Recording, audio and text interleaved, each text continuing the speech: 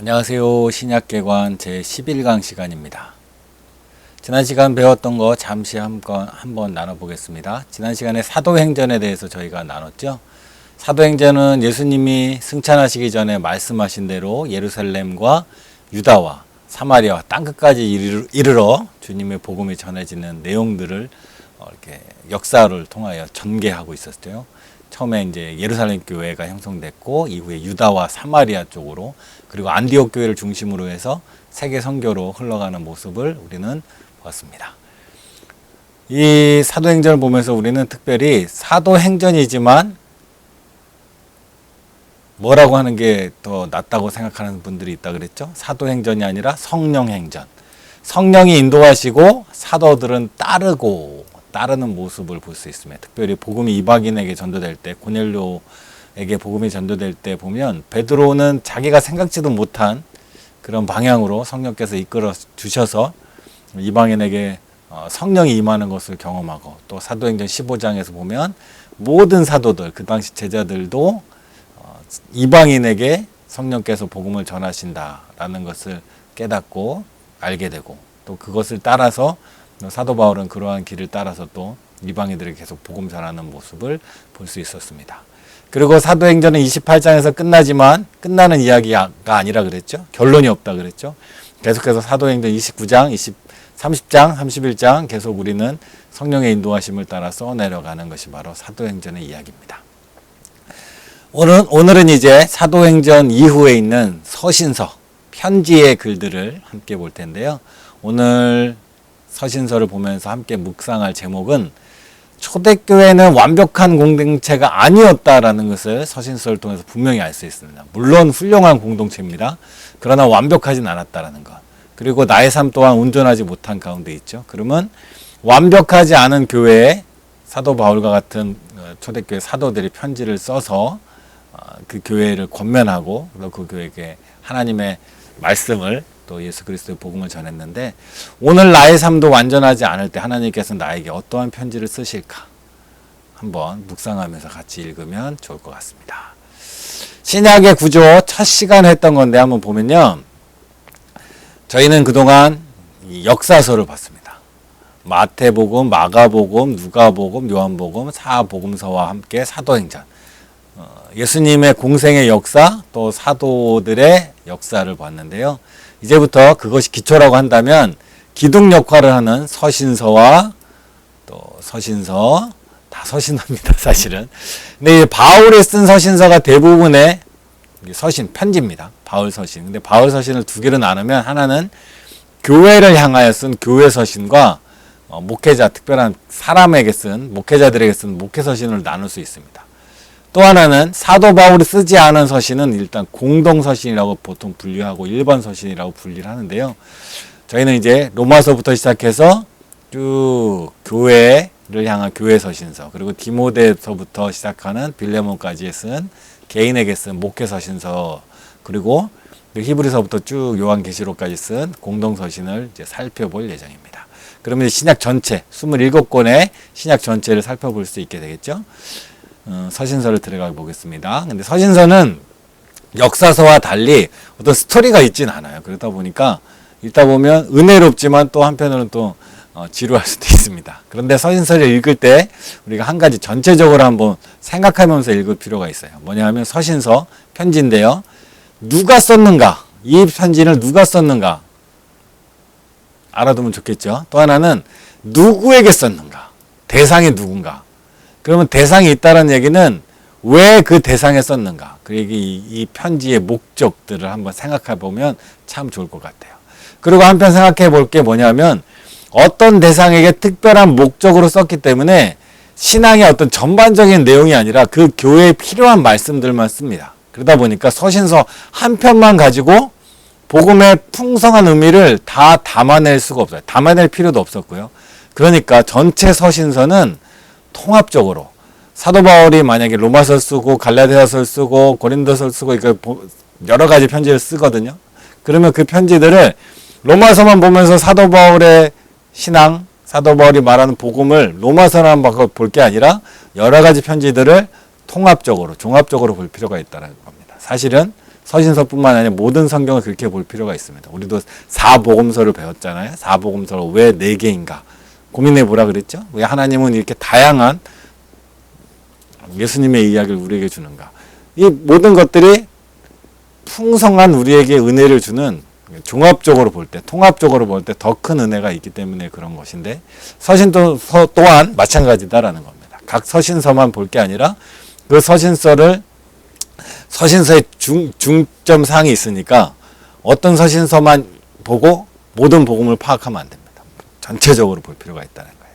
특별히 또 우리 이단들의 공격을 받을 때 이단들이 하는 공격 방법 중에 하나가 어떤 특정한 성경 구절, 성경 하나를 가지고 마치 전체인 것처럼 얘기할 때가 있어요. 그 한 구절만 볼 게 아니라 통합적으로 볼 필요가 있죠. 우리 요번 성경 공부 시간 다 제가 자주 강조했던 게 신약 성경만 볼 게 아니라 구약 성경도 같이 봐야 된다. 생각나시죠? 그런 식으로 서신서를 한번 읽으려고 합니다. 특별히 또 서신서는 짧잖아요. 내용이 짧다 보니까 이 사용한 단어 하나를 사실은 유심히 잘 살펴볼 필요가 있습니다. 저희는 뭐 전체적 개관이니까 그럴 수는 없지만 성경을 이제 읽으실 때 단어 하나하나를 유심히 잘 보시다 보면 그 안에서 주는 은혜가 또 있습니다. 왜 단어 하나를 살펴야 되냐 하면 서신서를 쓸 때, 편지를 쓸 때 옛날에는 파피루스 아니면 양피지에 주로 썼어요. 파피루스는 바로 이런 식의 모양입니다. 파피루스라는 이제 나무죠. 일종의 나무를 이제 종이로 만드는, 그걸로 종이 형태를 만드는데 굉장히 귀하고 많지 않아요. 그리고 이거 보시면 알겠지만, 대충 보셔도 알겠지만, 이거는 이제 무슨 수학 같은 건데요. 여기에 이제 글을 쓰다 보면 이제 수정이 어렵잖아요. 그러니까 한 번에 딱 써야 됩니다. 수정 어려워요. 요즘 뭐 수정액 있는 시대도 아니고 워낙 또 잉크가 들어가 버리면 안 되니까 한 번에 정확하게 써야 되니까 이걸 편지를 쓰는 사람은 머릿속으로 엄청난 고민을 할 뿐만 아니라 이게 종이를 많이 쓸 수도 없기 때문에 이 종이 안에 자기가 원하는, 자기가 말하고자 하는 것을 정확하게 써야 되기 때문에 단어 하나 쓸 때마다 신중에 신중을 기해서 썼을 것이다라고 우리는 상상할 수 있어요. 그러다 보니까 읽는 우리도 이 단어 하나하나를 의미 있게 보면 참 좋습니다. 그런데 우리가 성경에 대해서 그렇게 깊이 들기에는 아직 실력이 부족하죠. 성경을 여러 번 읽다 보면 이게 하나씩 보이는 게 있습니다. 아무튼 이 시간을 통하여 또 이후에 계속 성경을 읽고 또 관련된 뭐 설교를 듣고 또 관련된 책들을 읽으면서 그 풍성한 성경의 의미를 잘 파악하면 좋겠다라는 생각이 듭니다. 파피루스와 함께 또 하나는 양피지, 양의 가죽에 위해 썼습니다. 양 가죽, 비싸겠죠. 지금도 비싼데 그때도 역전이 비쌌을 겁니다. 거기에 뭘 하나 적는다는 게 사실은 신중에 신중을 기해서 적었을 것이다 라고 상상할 수 있습니다. 아무튼 우리는 이제 서신서로 들어가 보도록 하겠습니다. 제일 첫 번째는 사도행전 바로 다음에 있는 로마서입니다. 로마서 누가 썼을까요? 바울이 썼습니다. 사도 바울이 썼고요. 서기는 일단 비서 같은 역할입니다. 불러주면 받아 쓰는 거죠. 더디오가 기록했고 더디오 인사도 첨가되어 있습니다. 로마서는 사도 바울이 썼습니다. 수신자 누구에게 썼냐? 로마 교회입니다. 로마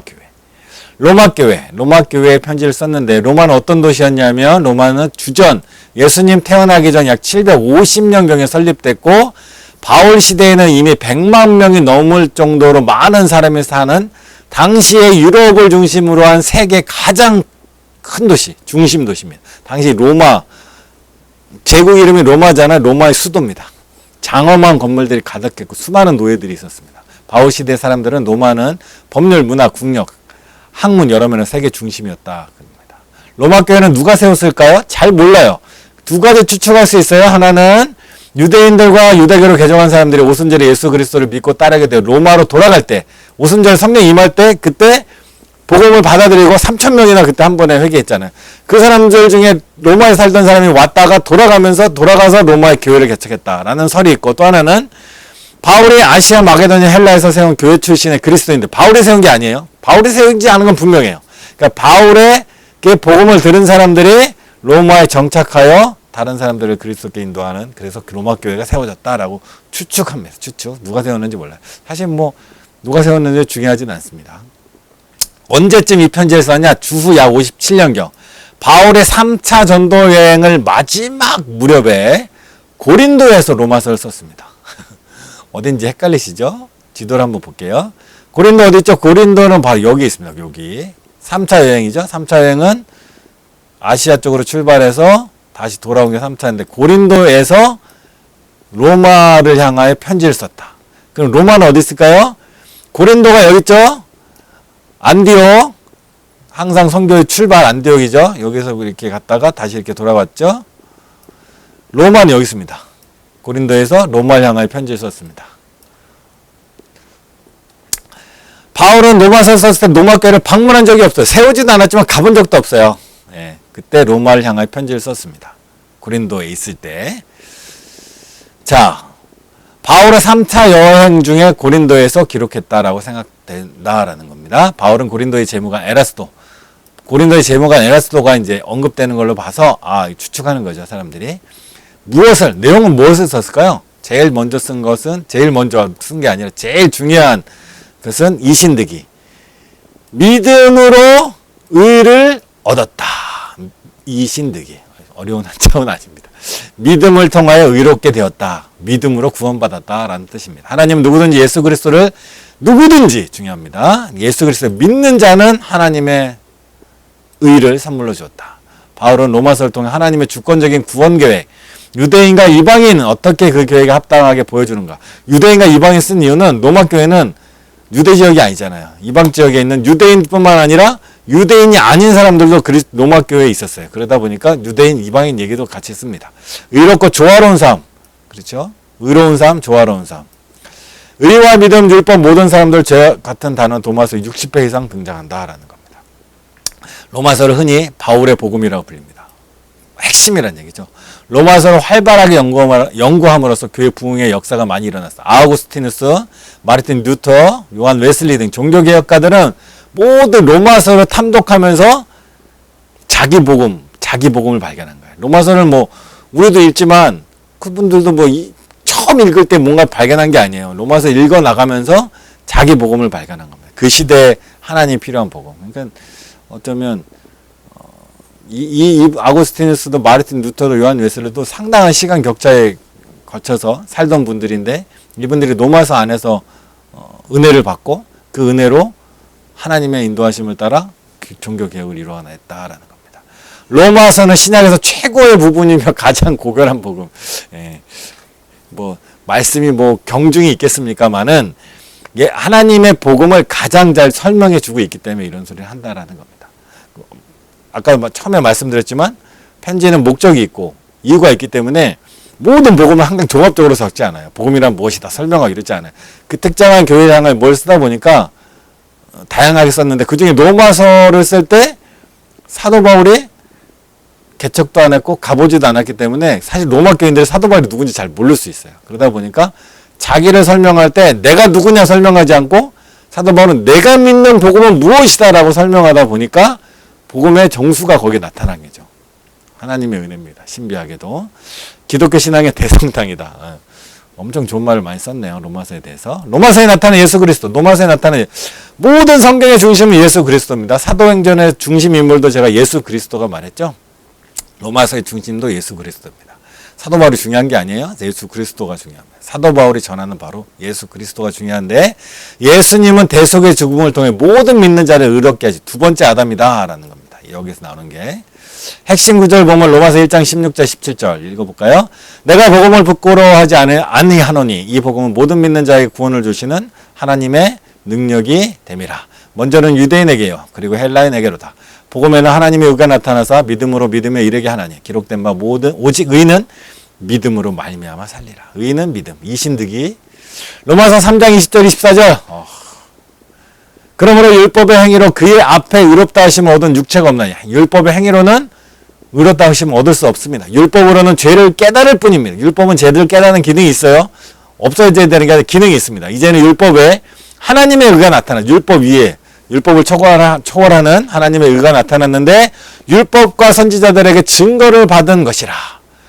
곧 예수 그리스도를 믿음으로 말미암아 모든 믿는 자에게 미치는 하나님의 의, 모든 믿는 자에게 미치는 하나님의 의니 차별이 없느니라. 모든 사람이 죄를 범하였으며 하나님의 영광에 이르지 못한 모든 사람이 차별이 없이 죄를 범했어요. 그리고 그 모든 사람이 차별 없이 죄를 범했는데 하나님은 또 모든 사람을 차별 없이 구원할 길을 열어주셨다. 그리스도 예수 안에 있는 속량으로 말미암아 하나님의 은혜로 값없이 의롭다 하심을 얻었느니라. 은혜로 값없이 얻었다라는 거. 어떻게 썼는가? 1세기에는 편지가 가장 일반적인 의사소통의 방법이었습니다. 먼 거리에 있는 사람은 만나거나 편지를 써서 의사소통을 합니다. 바울의 서신의 기본적인 형식, 대충 읽고 넘어가겠습니다. 우리가 뭐 이걸 연구하는 사람은 아니니까요. 일단 시작한 머리말에서 누가 썼는가, 또 누가 받는가, 또 안부를 전합니다. 하나님의 감사와 중보하고 교리적인 질문에 대한 답합니다. 뭐 어떤 문제가 생겼어요? 그 문제에 대해서 답을 해줍니다. 또 삶에 어떻게 적용할지, 이미 그리스도인의 그러니까 삶에 대한 문제. 그러니까 성경은 굉장히 실천적인 겁니다. 이론적인 게 아니라 실천적인 겁니다. 어떤 문제가 있거나 질문이 있어요. 이 문제를 해결하기 위해서. 그것을 복음을 기초로 해서, 성경을 기초로 해서, 하나님이 주시는 깨달음을 기초로 해서 답을 줍니다. 답을 들었으니까 이제 뭐야? 해답을 얻었잖아요. 그럼 이제 정답을 기록하는 게 아니라 정답으로 살아나가는 겁니다. 그게 복음입니다. 그리스도인들은 믿음으로 구원을 얻지만 믿음으로 구원을 얻었기 때문에 이제 믿음대로 살아가는 것이 바로 그리스도인이다라는 겁니다. 동역자들이 안부 인사를 전합니다. 그 다음에는 편지를 받은 여러 교회의 성도들에 대해 안부를 전합니다. 교제적 교제, 안부를 서로 묻는 것, 인사하는 것. 마지막으로 축도하며 편지를 맺고요. 바울의 편지들은 교리와 실천을 모두 다루고 있다라는 겁니다. 로마서에서 교리의 논의와 이어서 구체적인 적용이 있다. 12장부터 적용이 들어간다라는 겁니다. 영국의 시인 콜리지 않는 로마서가 존재하는 모든 것 중에 가장 심오하다. 은혜를 엄청 받으셨나 봅니다. 네. 자, 이 편지를 왜 썼을까요? 목적이 뭘까요? 이 책에는 사실 부분 나오지 따르게 나오는데 하나 더 추가해야 될 내용이 있어서 제가 적은 겁니다. 이 본문을 보면 로마서 15장 23절을 보면 이제 지금 어디에서 편지를 쓰고 있어요? 고린도에서 편지를 쓰고 있다 그랬죠? 이 지방이 일할 것이 없답니다. 복음이 다 전해진 거예요. 사도 바울이 원하는 복음들이 다 전해진 거예요. 어디요? 거기 아시아 중심으로 유럽 지방에 다 전해졌어요. 그리고 여러 해전부터 언제든지 서바나는 지금은 스페인으로 가는 것이 사도 바울의 복음의 목적지. 왜냐하면 이 당시에 유대인들 그 세계에서는 스페인이 땅끝입니다. 땅끝이 곧 스페인입니다. 갈 때 너희에게 가기를 바라고 있습니다. 그러니까 스페인으로 가기 전에 먼저 어딜 가요? 로마 교회를 먼저 들렸다 가겠다라는 겁니다. 이는 지나가는 길에 너희를 보고 로마 교회를 만나고 먼저 너희와 사귐으로 얼마간 기쁨을 가지는, 먼저 로마 교회와 사귐, 교제, 공동체, 우리는 하나다라는 것을 확인하는 과정들이죠. 너희가 그리로 보내주라는 게 뭐예요? 파송해달라는 겁니다. 사실 이 편지는 사도 바울이 로마서를 쓴 이유는 로마 교회에게 편지를 써서 사도 바울이 서바나, 스페인으로 선교를 가려고 하는데 나를 파송해주라, 나를 후원해달라라는 겁니다. 사도 바울은 원래 어디 후원으로 출발했죠? 안디옥 교회. 근데 사도 바울의 후기 편지들을 보면 아시아의 모든 사람이 나를 떠났다. 그러니까 사도 바울을 개척하고 후원하였고 이전에 사역했던 사람들하고 관계들이 되게 안 좋아진 것 같아요. 사도 바울의 강력한 복음의 어떤 그 메시지가 사람들과 좀 충돌을 일으켰던 것 같아요. 그러다 보니까 사도 바울은 점점 자기를 후원해 줄 사람들이 줄어간 거예요. 그러니까 이제 일면식도 없는 로마에 편지를 써서 나로 하여금, 사도 바울로 하여금 땅끝까지 복음 전하는데 같이 동역합시다 하고 편지를 쓴 겁니다. 그러다 보니까 자기를 소개하는 거예요. 자기를 소개하는데 내가 이런 경력을 했습니다. 내가 가말리아에서 수업하였습니다. 내가 고린도 교회를 개척했습니다. 내가 에베소 교회를 개척했습니다. 내가 뭐 이런 3차의 선교 여행을 했습니다. 이런 걸 편지를 쓴 게 아니라 뭘 썼어요? 내가 믿는 복음은 무엇인가를 로마서에 쓴 겁니다. 기가 막히지 않습니까? 이게. 우리 같으면 나는 어떤 사람이니까 어떻게 했을까 나를 좀 써주세요 할 텐데 여기는 내가 믿는 복음은 이것입니다. 이 믿음에 동의한다면 나와 함께 일에 함께 합시다. 이런 거 쓴 거랑 마찬가지라 생각하면 됩니다. 자, 자기를 소개합니다. 왜 소개하는지 아시겠죠? 자기를 소개해야 자기를 파송할 사람을 자기 소개를 쓰는데 복음을 쓴 거예요. 복음의 핵심을 쓴 겁니다. 내가 사도 바울이 믿는 복음의 핵심. 사도 바울은 대부분의 로마 교인들에게 낯선 사람이었기 때문에 도입부가 좀 깁니다. 바울의 서신 중에 가장 형식적인 서신. 이쪽에 논문과 같습니다.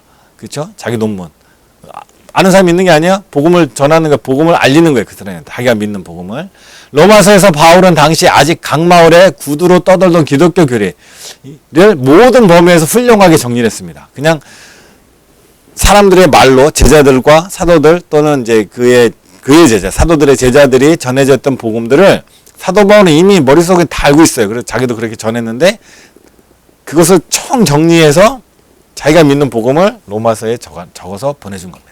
로마 교회의 어떤 과실에 대한 논쟁, 서신이 아닙니다. 로마 교회 뭐 잘못해서 쓴 게 아니면 교적 목적이 아니라 뭐 예방이라고 할 수 있죠. 교정이 아니면 예방이라고 볼 수 있죠. 로마서는 바울이 쓴 복음서입니다. 66권 중에 신학적인 진리, 교리에 가장 체계적입니다. 이해되시죠? 왜 체계적일 수밖에 없는지, 체계적으로 쓸 수밖에 없는지 정확하게 써서 내가 믿는 복음이 무엇이다라는 걸 로마 교인들한테 알려야 될 필요가 있었기 때문입니다. 로마서는 바울의 첫 번째 서신은 아닙니다. 이 서신서도 편지 쓴 순서대로 적지 않았어요. 그 순서대로 배열하지 않았어요. 로마서를 먼저 쓰고 그다음 뭐 고린도서서 이렇게 쓴 게 아니라 로마서를 제일 처음에 놓았는데 아마 그 이유를 보면 바울의 가장 긴 작품이면서 동시에 다른 서신들의 기초가 되는 교리적인 토대가 로마서에 있기 때문에 로마서의 가장 기초적이고 명확하고 가장 명확하고 폭넓고 일반적인 교리의 기초가 있기 때문에 이것을 성경을 읽는 사람들에게 먼저 처음에 복음이란 무엇인가 설명을 하고 그 위에 딱 내용들이 들어갈 수 있도록 편집하지 않았을까 추측하는 겁니다. 이것 또한. 자, 로마서는 이렇습니다. 다음 있는 편지는 바로 고린도전서입니다. 고린도전서 볼까요? 자, 이거 누가 썼을까요? 바울이 썼습니다. 계속 바울이 썼습니다. 지금부터 대부분은. 어디에 썼을까요? 고린도서니까 고린도 교회를 향해 썼습니다. 고린도는 어떤 도시였을까요? 고린도는 주전 146년 로마인들의 멸망을 당했습니다. 헬라의 주요 도시였는데 주전 146년에 로마인들이 침략해서 거의 완전히 쑥대밭으로 만들었어요. 그런데 줄리어스 시저가 주전 46년경에 로마의 식민지로 다시 세워 성장했습니다. 왜 식민지로 다시 세웠냐면 이 도시가 괜찮아요. 그리고 로마가 영토가 넓어지면서 황제와 함께 싸웠던 여러 군인들, 장군들이 있어요. 장군들이 은퇴를 했는데 로마를 중심으로 하니까 이게 은퇴하니까 연금을 줘야 되잖아요. 연금. 노후를 보장해주고 해야 되는데 연금이 우리식으로 뭐 100만 원, 200만 원 정도 해결이 안 돼요. 엄청나게 넓은 땅들을 줘야 돼요. 그리고 계속 그가 거기서 많은 수익을 낼 수 있도록 줘야 되는데 로마를 중심으로 하다 보니까 이제 별로 없는 거죠. 그러니까 새로운 신도시들을 개발해서 거기에 퇴역한 장군들을 그곳으로 보내면서 거기서 노후를 잘 보낼 수 있도록 이제 했는데 그 중에 하나가 고린도였던 것 같아요. 아가야 지방의 수도고 세계적인 상업이 발달했습니다. 뭐 이렇게 하면 머리 아프죠. 지도를 한번 볼게요. 자, 그리스 지역이 여기입니다. 그리스. 고린도, 아테네는 여기 있고요. 고린도는 여기 있습니다. 자, 고린도가 여기 있는데 여기 나중에 완전히 폐허로 만들었다 다시 복원했다 그랬죠. 근데 여기가 상업의 중심지가 될 수밖에 없던 이유가 바로 여기입니다. 에게 지역에 있는 여기도 다 이제 유럽의 초반이죠. 마케도니아 지역 이쪽에 여기와 함께 이쪽 지역이 로마인데 만약에 여기 고린도에는 항구가 두 개 있대요. 여기 항구가 있고 여기 항구가 있습니다. 그래서 당시에 가장 많은 교역은 이제 육로보다 기차 같은 게 있던 시대가 아니니까 배가 가장 많이 이제 다녔는데 배가 이렇게 와서 여기 항구에 들어와서 물자를 여기만 싹 이제 육로로 싹 옮기면 여기서 다시 배를 타고 이렇게 갈 수 있는 거죠. 이쪽으로 또 이쪽으로. 만약 여기를 거치지 않으면 배가 어디로 가야 돼요? 빙 돌아가야 됩니다. 지도로 보면 별거 아닌 것 같지만 배가 육지에서 멀리 간다는 건 당시엔 되게 위험한 거예요. 그러니까 가능하면 짧고 안전한 거리를 가야 되는데 고린도가 굉장히 여기 요충지가 된 거죠. 요 지역과 요 지역 사이. 그러다 보니 상업이 발달됐어요. 게다가 로마의 황제의 총애를 받던 퇴역 장군들이 여기 모이다 보니까 굉장히 또 특혜가 있었겠죠. 그러다 보니 상업이 발달하고 교육이 발달하고 도시가 활발해질 수밖에 없었다라는 겁니다. 그러다 보니 또 문제가 있습니다. 많은 지역의 사람들이 옵니다. 그러다 보니 많은 지역 사람들 다 포용하게 되니까 사당과 사원들이 가득합니다. 각종 종교를 가진 사람들이 오다 보니까 많은 이방 신들이 모시는 사람들이 와서 신전들이 다양하게 있었다. 그러면서 또 먼 거리를 다니는 선원들, 상인들이 있다 보니까 이곳에서 아주 풍기문란한 일들이 많이 일어났고 돈은 또 넘쳐나고 그런 것이 바로 고린도 교회였다라는 겁니다. 방탕과 매춘의 동의어를 쓸 정도였답니다. 고린도라는 말이. 고린도 약 70만 명 정도 됐고 3분의 2가 노예였습니다. 2차 전도여행 때 고린도의 교회를 설립했습니다. 2차 전도여행 한번 지도를 한번 볼까요? 2차 전도여행 어디서 출발하죠? 항상 안디옥에 출발합니다. 안디옥에 출발해서 2차 전도여행은 다소다베 안디옥 1차 때 세웠던 교회를 떠나서 드로아에 갔는데 아시아로 그래도 들어가려 했지만 성령이 자꾸 발해서 어디를 갔죠? 유럽으로 갑니다. 빌립보, 네아폴리 가고 데살로니카, 앞비볼리, 데살로니카, 베레와에 갔다가 쭉 내려와서 아덴, 고린도까지 갔죠. 고린도에서 2차 전도여행 때 고린도 교회가 세워졌습니다. 복음에 대해 적대적 환경에도 불구하고 2차 전도여행 고린도 교회를 설립했습니다. 브리스게와 아골라와 함께 장막을 만들고 자비랑 선교를 했죠. 반대 때문에 사역지는 회당에서 못 모이고 유수도의 집에서 옮겼습니다. 회당장 그리스보가 개당했습니다. 유대인 지도자죠. 유대인 지도 회당장이니까. 바울은 고린도에 주 약 해서 1년 6개월 정도 머물렀다고 우리는 생각할 수 있고요. 고린도에 약 18개월, 1년 6개월, 18개월 맞죠? 바울이 떠난 후에는 아볼로가 고린도 교회에서 사역을 에베소로부터 와서 사역했다라는 겁니다. 언제 썼을까요? 주 56년. 약 바울은 3차 전도여행 도중에 에베소에서 고린도서술을 기록했습니다. 3차 전도여행 사진 한번 그림 한번 볼까요? 3차 전도여행 그림을 봐야 좀 그래도 이해폭이 생기죠. 에베소 어디죠? 에베소 3차 전도여행 때 에베소까지 갔어요. 아직 고린도까지 가기 전에 편지를 먼저 보냅니다. 문제가 있으니까. 바울은 에베소를 떠날 계획을 세우고 있는데 이것은 집필연도가 주 56년이었다는 것을 의미합니다. 에베소를 떠나기 직전에 썼다는 거죠. 3차 전도여행 때. 자, 어디 썼어요? 바울은 에베소에서 고린도 전서를 기록했다라는 겁니다. 바울은 글로의 집에 통해 듣게 된 고린도 교회 분쟁 소식 때문에 마음이 좋지 않아서 편지 씁니다. 3명의 대표 스테바나, 부드나도, 아가이보를 바울에서 보냈습니다. 그들은 교회 내 여러 가지 문제들에 대해 바울의 판단을 요청하는 질문을 보낸 거예요. 이런 문제들이 있습니다. 보냈습니다. 그랬더니 바울이 거기에 대해서 고민하며 편지를 쓴 거예요. 답을 준 거죠. 바울은 고린도 교회 성도들의 문제와 질문에 대한 대답을 이 서신서 편지를 썼습니다. 고린도에서 온 사람들 이 편지를 다시 고린도 교회로 가지고 가서 회람 함께 다 봤다. 교인들이. 자, 무엇에 대해 썼을까? 내용은 일단은 신앙의 원리에 대해 썼습니다. 바울은 고린도 교인들이 제기한 질문들에 대한 자신의 관점을 분명하게 제시합니다. 바울은 고린도 교회 성도들 사이에 있었던 여러 가지 문제, 혼란, 소식을 이 편지를 썼는데 뭐뭐에 대해서라 하면 표현을 쓰는 걸로 봐서 그 질문에 대한 답으로 볼 수 있습니다. 바울은 영적 아버지입니다. 고린도 교회를 개척했기 때문이죠. 고린도 성도들에게 매로 나아가지 않게 되기를 항상 당부했다라는 거예요. 매로 나가지 않게 막 혼내주고 하지 않고 자애로운 아버지처럼 권면하겠다라는 거죠. 그리스도의 십자가를 성도들을 변화시켜준 후 주변 세상들과 다른 민족, 다른 공생들을 만든다라는 그런 골자의 내용들이 있죠. 바울은 고린도 교인들이 아직도 당시 고린도 사람 사이에 유행하던 모든 것들을 내게 가하다 하는 말을 따라 산다는 걸 잘 알았다. 그러니까 모든 것이 내게 가자. 고린도가 어떤 도시예요? 돈 많고 쾌락에 있는 도시. 거기서 모든 것이 내가 가하다. 즉 우리는 구원을 받았기 때문에 이 땅에서 하는 행동들이 내 삶에 내 영혼에 악영향을 미치지 않는다라는 생각들을 하는 사람들이 있었던 것 같아요. 그래서 고린도 교회 전서에서는 바울이 이 표현을 4번이나 썼습니다. 모든 것이 내게 가나.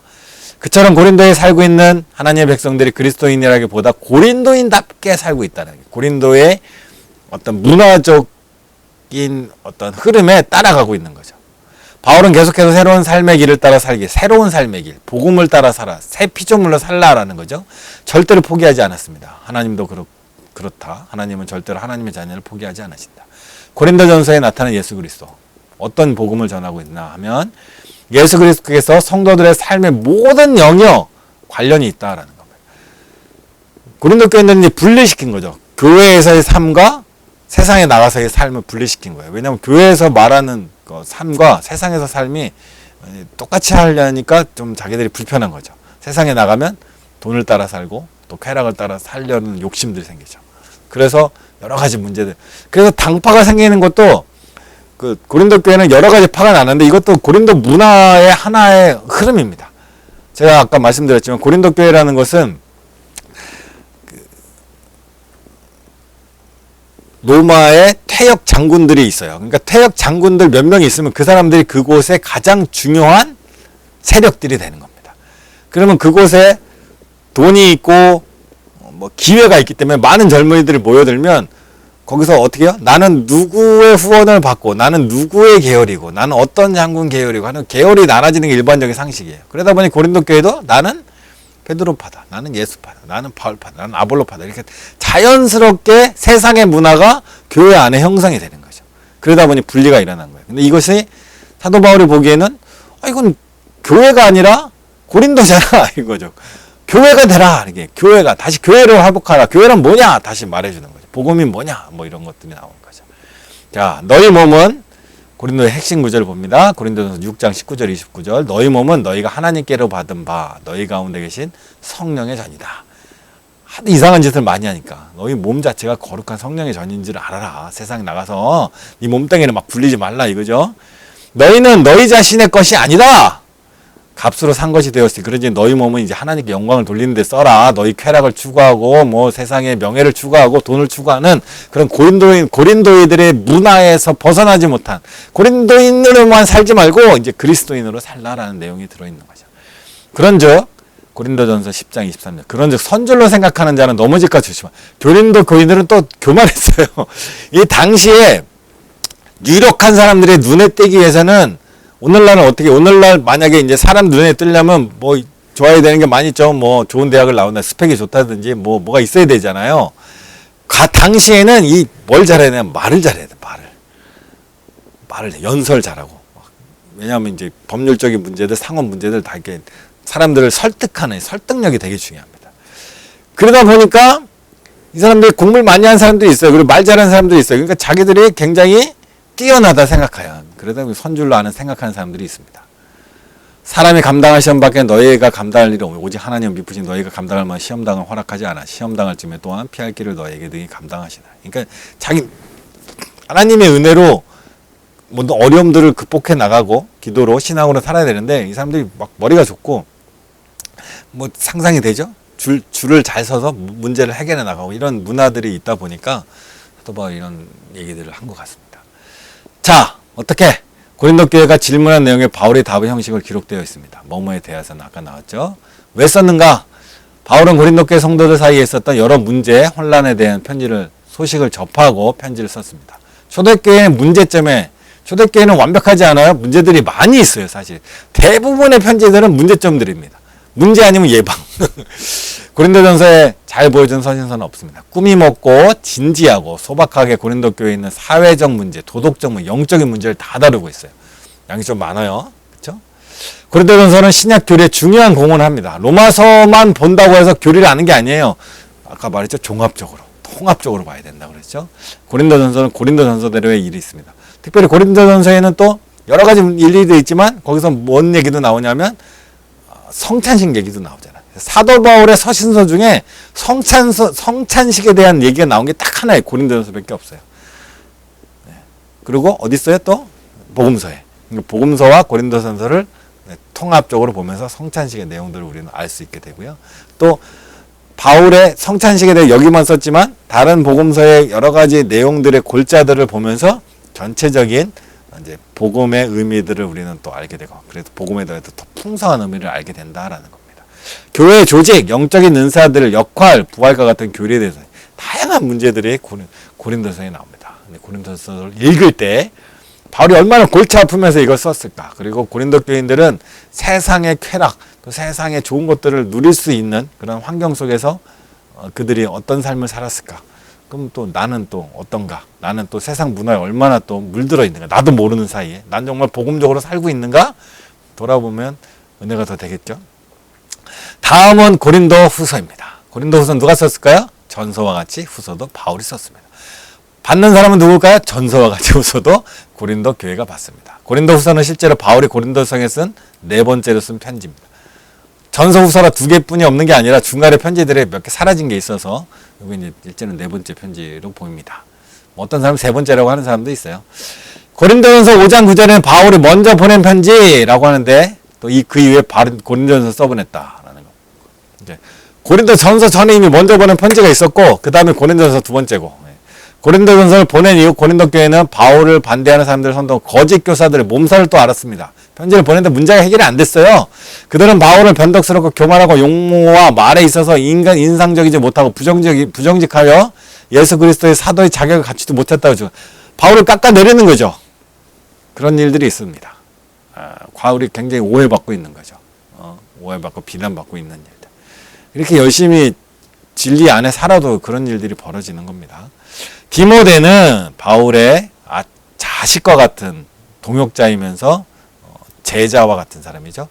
고린도에서 바울을 반대한다는 소식을 가지고 온 것이 분명하며 바울은 근심 중에 짧은 방문길에 났습니다. 사도행전은 나오지 않지만 내가 다시는 너희가 근심 중에 나아가지 않기로 스스로 결심하였다. 근심 가운데 갔는데 해결이 안 된 거예요. 해결이 안 되고 더 사이가 나빠진 거예요. 그래서 바울이 이제 방문을 좀 조심스럽게 하려고 하는 의도들이 고린도 서에 많이 등장합니다. 바울은 이 방문 이후 에베소에 돌아 반대하는 지도자들을 징계할 것 교회에 공고한 눈물의 편지를 썼습니다. 이 편지는 지금 전해지지 않습니다. 디도도 바울의 동역자입니다.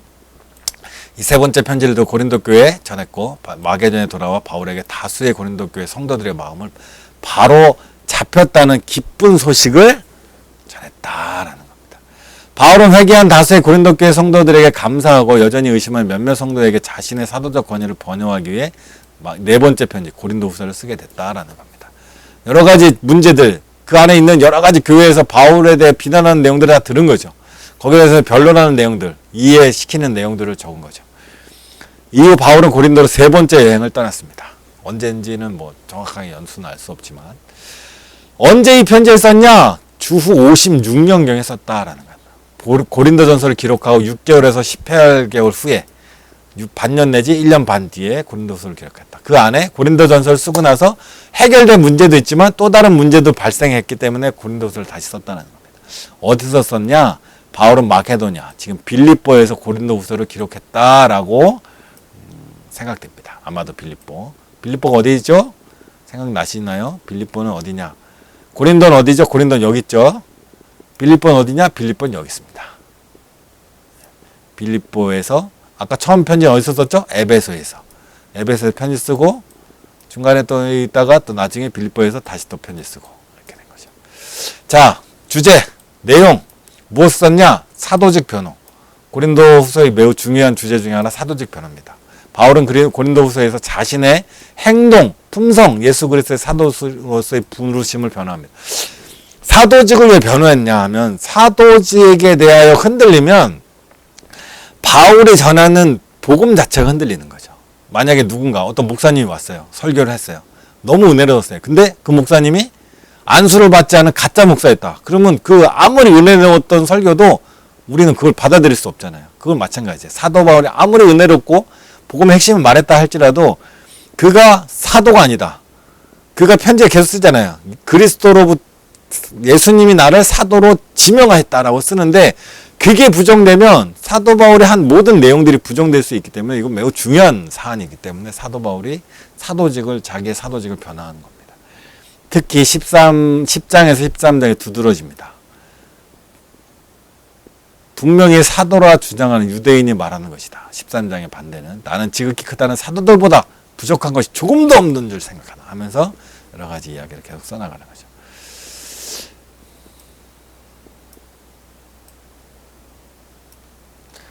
그들은 거짓 복음을 전파했다. 사도 바울을 이제 비난한 사람들이 그랬다는 거죠. 또 사람들을 종으로 삼았다. 누가 너희를 종으로 삼거나 잡아먹거나 막 이런 거짓 사도들이 하는 일들이. 고린도후서에 나타나는 예수 그리스도. 고린도후서에 나타나는 예수 그리스도는 어떠냐? 믿는 자를 위한 위로의 하나님, 승리 하나님, 또 믿는 자들의 주님, 빛, 또 심판자, 화목, 대리인. 예수 그리스도에 대해서 고린도후서는 많이 썼어요. 왜냐하면 개인적인 생각이지만 고린도후서를 쓸 때 사도 바울이 매우 힘들었거든요. 매우 힘든 상황에서 썼어요. 감옥에서 썼으니까. 그때 이제 예수 그리스도의 어떤 예수 그리스도를 묵상하면서 많은 은혜를 받은 것 같아요. 예수 그리스도의 십자가, 고난, 또 그의 승리. 그러다 보니까 자기의 삶에 어려운 때 예수 그리스도의 고난을 묵상하면서 이제 자기의 삶이 어떤 이 고난에 대한 어떤 뭐라 그럴까 넋두리가 아니라 정말로 예수 그리스도의 고난이 자기 몸에 짊어지고 이제 살면서 그 상황을 은혜롭게 풀어내가기 시작하는 것 같아요. 또 다른 차원에서. 그러다 보니까 예수 그리스도에 대한 다양한 바라봄, 다양한 어떤 해석, 다양한 의미 부여가 될 수 있지 않았을까 생각하게 됩니다. 핵심 구절을 보면 고린도후서 4장 5절 6절에 유명한 구절들이죠. 우리는 우리를 전파하는 것이 아니라 오직 예수 그리스도의 주 되신 것, 예수를 위하여 우리가 너희 종된 것을 전파한다. 예수 그리스도가 중심이다라는 거죠. 우리는 사도 바울은 자기 변론하니만 중요한 건 예수 그리스도다.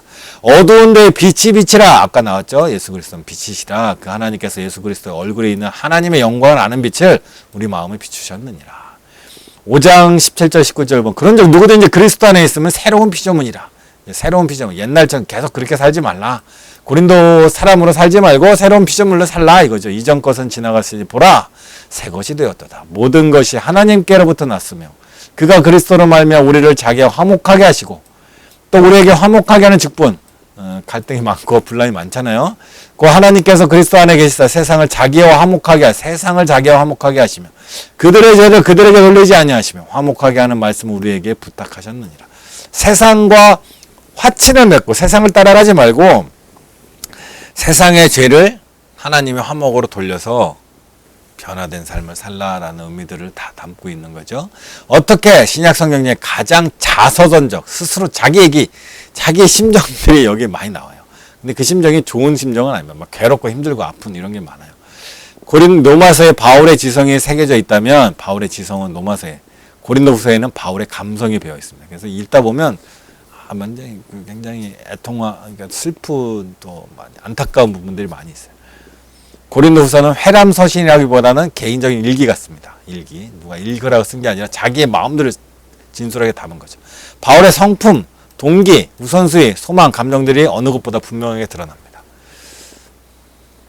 사도행전에 기록되지 않은 핍박과 고난도 이야기되고 있습니다.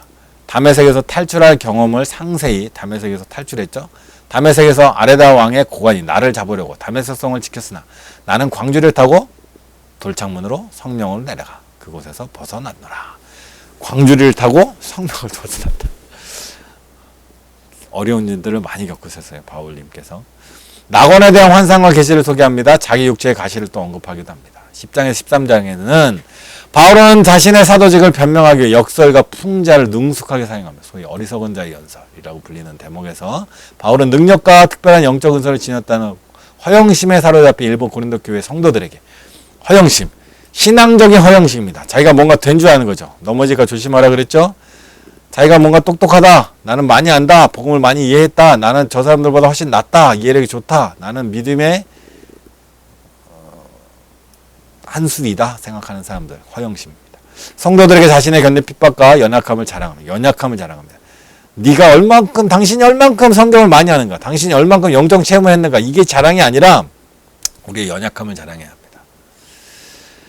바울은 회심한 다수의 고린도 교회 성도들에게 감사하고 여전히 의심하는 몇몇 성도들에게 자신의 사도직견을 변호하기 위해 고린도서를 기록했습니다. 감사와 변호, 고린도 후서를 기록한 내용입니다. 나중에 이제 교재 있으시잖아요. 교재 없으시면 웬만하면 이제 갖고 계시면 좋고요. 성경을 이제 우리가 읽어 나갈 때 고린도전 이제 후서를 읽잖아요. 예를 들어서 그러면 후서를 읽기 전에 이 책을 한번 싹 훑어보시고 읽으세요. 1년에 뭐 성경 통독 뭐 12번 해야 되고 뭐 이렇게 막 의무적으로 해야 되는 분 없잖아요. 성경 말씀을 꾸준히 읽으면 되잖아요. 그리고 10번을 읽는 것보다 한 번을 읽어서 이해되는 게 훨씬 더 좋지 않을까요? 그러니까 좀 천천히 읽어도 되니까 이 내용들을 한 번씩 책을 이제 교재를 한번 읽어보고 고린도서를 처음에 읽으면 뭔 노래인지 모를 수도 있어요. 괜찮아요. 또 읽다 보면 좀 더 알게 됩니다. 한 번에 어떻게 다 이해하겠습니까? 그런데 이렇게 객관적인 걸 알고 읽다 보면 훨씬 더 그 내용들이 풍성해진다라는 겁니다. 그래서 우리가 이런 공부를 하는 겁니다. 성경 안 읽으려고 이거 하는 거 아니에요. 성경 읽으려고 하는 거예요. 이해하시죠?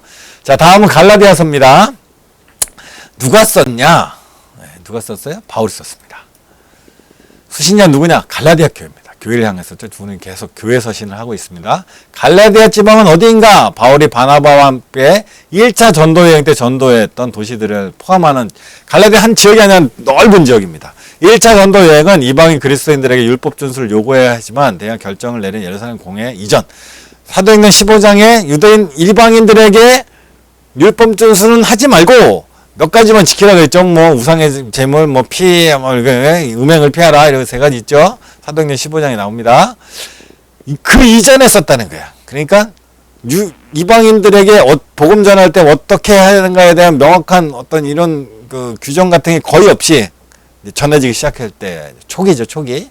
갈라디아서 2장 10절 예루살렘 방문은 사도행전 11장 식년 때 부조를 전달하기 방문했던 것을 말하는 것 같다. 갈라디아서 2장 읽다 보면 예루살렘 방문한 얘기가 나오는데 이것은 아마 사도행전 11장에 나오는 내용을 여기서 이제 이해할 수 있다라는 겁니다. 갈라디아 지방 어디냐? 1차 바울 전도 여행 때 보면 주로 어디요? 요 지역으로 하죠. 요 지역이 바로 갈라디아 지역이다라는 거. 요 지역이 갈라디아 지역. 여기는 갑바도기아 지역이고 행정구역상 뭐 이렇게 나누고 그런 거 아니고 전체적으로 대략 그 지역을 보면 됩니다. 갈라디아 지역, 갈라디아라는 이제 넓은 지역입니다. 언제 썼냐? 주 약 49년. 갈라디아서는 아마 바울이 예루살렘 공회 사도행전 15장이죠. 그거 참여하기 직전에 썼다. 사도행전 15장 직전에. 요거는 그 이유니까 뭐 읽어보시면 되고요. 예루살렘 공회 이후였다면 베드로가 이방인과 식사 이후에 그 행동하지 않았을 것이에요. 이건 뭐 학자적으로 연구하는 거고 우리는 그냥 그 전에 썼다 정도만 알면 되겠죠. 남부 갈라디아 도시들은 북부보다 위치, 인구 그리고 상업 때문에 전도자의 관점에 더 전략적인 것이다. 남부 지역 아까 지도 잠깐 다시 한번 갈게요. 아이고 정신없네. 여기가 남부 갈라디아 지역이요. 여기 남부 갈라디아, 북부 갈라디아 지역.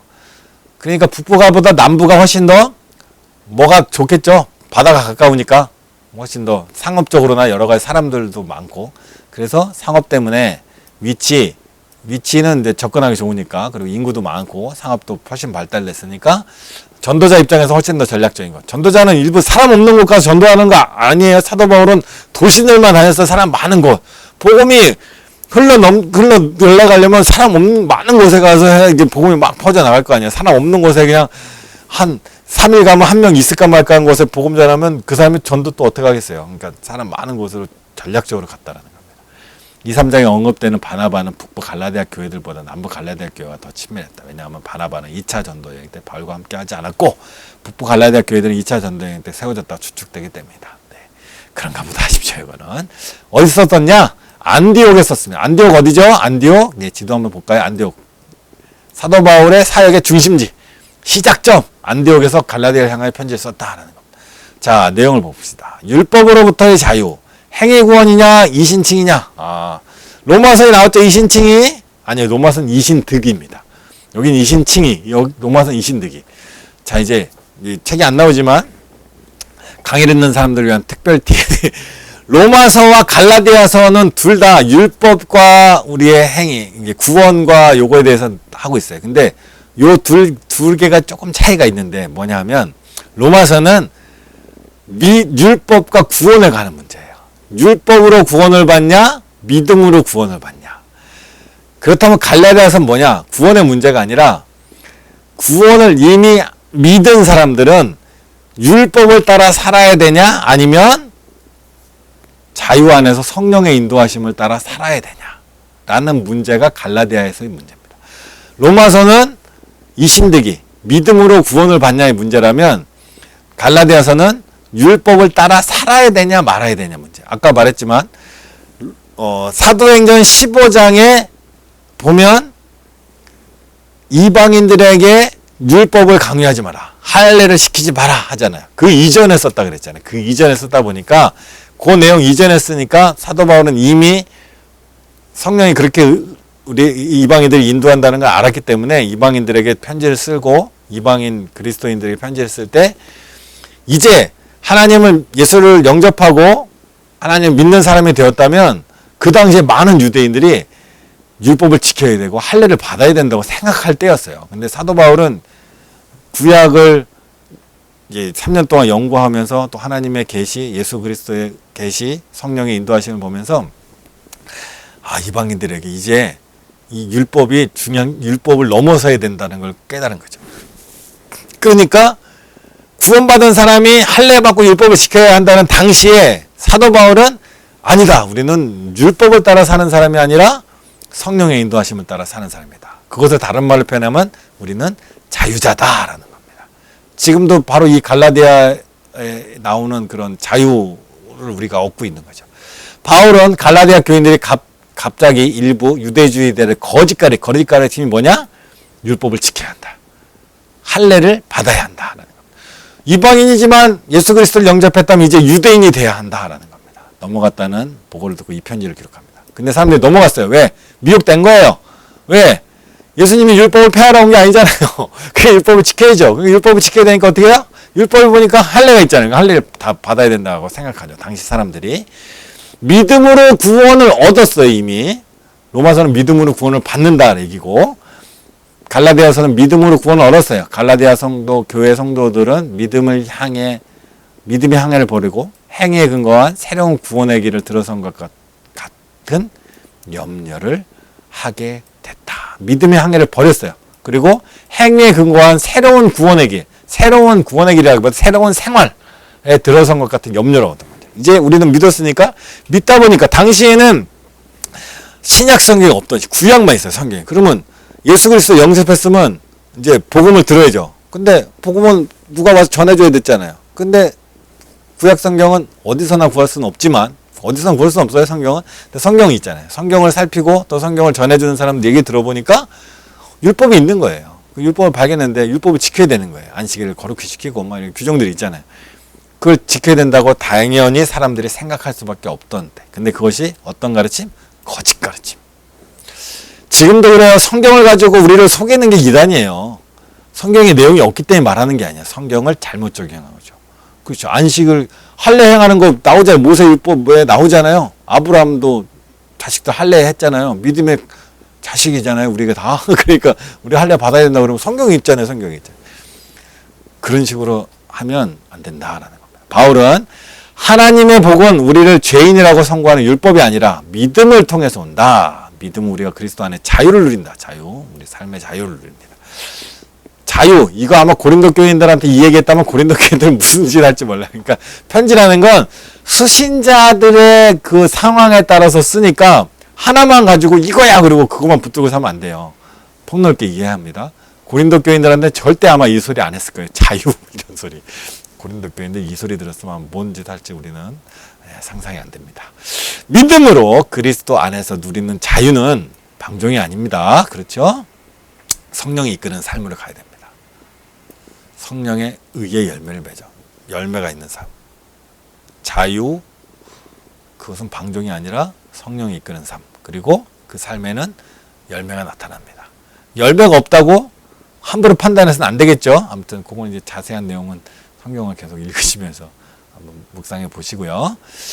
율법주의는 새장과 같다. 그것은 사람들을 꾸짖고 철장 속에 사람을 가둡니다. 계속 꾸짖고 책망하고 두려움을 줍니다. 율법주의는 두려움을 주고, 어디도 또 두려움을 줄까요? 어딘가 또 두려움을 주는 곳이 있어요.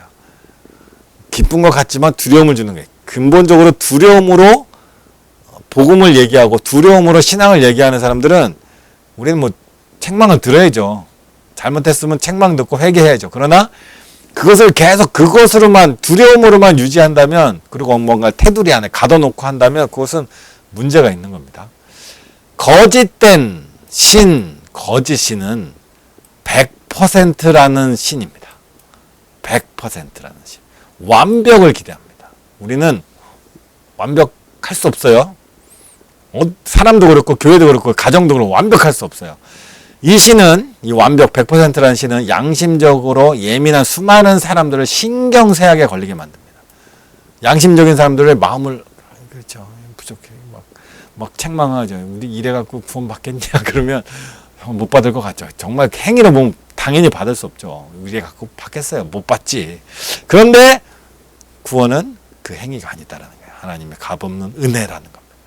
이들은 온전한 자유를 추구하면서도 실제로는 근심 많은 노예로 전락해 버리고 신앙생활의 기쁨과 자발성을 박탈당합니다.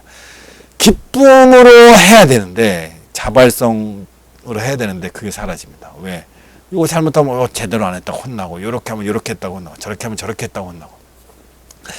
그래서 사람들이 어떻게 해요? 이렇게도 안 되고 저렇게도 안 되고 막 눈치만 보고 있어요. 저 사람이 뭐라고 하나, 그 사람 말한 대로만 해야지. 네. 그때 되면 자율성이 사라집니다. 그때 보면 하나님이 우리에게 주신 자유, 갈라디아서가 말하는 자유가 사라진다라는 거예요.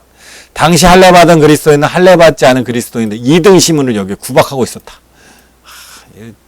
교회가 이러면 안 되죠? 그런데 이랬다는 거예요. 초대교회가. 우리가 그렇게 좋아하는 초대교회가 이랬다는 거예요. 그래서 어느 교회도 완벽하지 않습니다. 옛날 교회나 지금 교회나. 갈라디아에서 나타난 예수 그리스도. 어떤 예수 그리스도일까요? 성도들을 율법까지 해서 자유하게 하신 예수 그리스도. 구원자입니다. 우리를 해방시키신. 핵심 구절 볼까요? 내가 2장 20절에 21절. 내가 그리스도와 함께 십자가에 못 박혔습니다. 그런데 이제 내가 사는 것이 아닙니다. 내 안에 그리스도께서 사시는 것입니다. 이제 내가 육체 가운데 사는 것은 나를 사랑하사 나를 위해 자기를 버리신 하나님의 아들을 믿는 믿음 안에서 사는 겁니다. 내가 하나님의 은혜를 패하지 아니하노니 만일 의롭게 되는 것이 율법으로 말미암았으면 그리스도께서 헛되지. 그리스도께서 죽어서 내가 그리스도 안에 사는데, 그리스도가 안에 사는데 그것이 바로 은혜고 우리가 그 안에 사는 겁니다. 그리고 믿음 안에 사는 건데, 그것을 다시 원상태로 돌리면 예수 그리스도의 죽음이 우리에게 영향이 없는 거죠. 예수님을 위해서 사는 것과 중요합니다. 예수님 위해서 사는 것. 우리 안에 예수님이 사시도록 하는 것은 전혀 다르다. 예수를 위해서 산다 그러면 어떻게 될까요? 예수를 위해서 하려고 한다면 예수님처럼 되기보다는 바리새인이나 제자들 혹은 군종절처럼 되기가 쉽습니다. 예수님 위해서 산다고 한다면 우리가 얼마나 부담스러워요, 사는 게. 근데 오직 예수님만이 우리 안에 그분의 생명을 만들어 주십니다. 예수님이 우리 안에 거하시고 그분의 생명이 우리 것이 되었을 때 놀라운 충만은 우리를 움직입니다. 이게 사실 머리로 되는 게 아니에요. 우리의 삶에서 정말로 예수님을 위해서 사는 게 아니라 예수님이 내 안에 사는 것. 사도 바울의 어떤 어려움들 속에서 예수님을 더 풍성한 의미를 깨달은 고린도후서처럼, 사실 때로는 고난이 있어요. 어려움이 있을 수도 있고 우리를 머리 아프게 할 때도 있지만, 그런 과정들 속에서 우리가 주님을 내 안에 모시고 살게 되는 법을 배우게 되어가는 거예요. 은혜로. 갈라디아 5장 1절, 그리스도께서 우리를 자유롭게 하려고 자유를 주셨으니 그러므로 굳건하게서 다시는 종의 몽해를 매지 마라. 종의 몽해를 매자. 지금도 신앙생활 하다 보면 종의 몽해 같은 곳에 자꾸 매일 때가 있어요. 이게 멍해냐 아니면 책임감이냐 중요하죠. 책임감 있게 일하는 것과 억지로 멍해에 매여서 하는 것도 다릅니다. 책임감 있게 일하는 사람은 자유인으로서 책임감 있게 일하는 거고, 멍해는 이거 안 하면 찝찝한데, 이거 안 하면 혼날 것 같은데, 이거 안 하면 뭐 이렇게 잘못되게 지옥 갈 것 같은데 이래서 가면 여전히 종의 멍해를 메고 사는 거야 되겠죠. 자, 어떻게 바울은 이 편지를 비서에게 쓰게 하지 않고 직접 기록했다. 바울이 직접 기록했다는 겁니다. 전체적인 흐름을 한번 살짝 볼까요? 1, 2장은 바울의 사도적 권세를 변화합니다.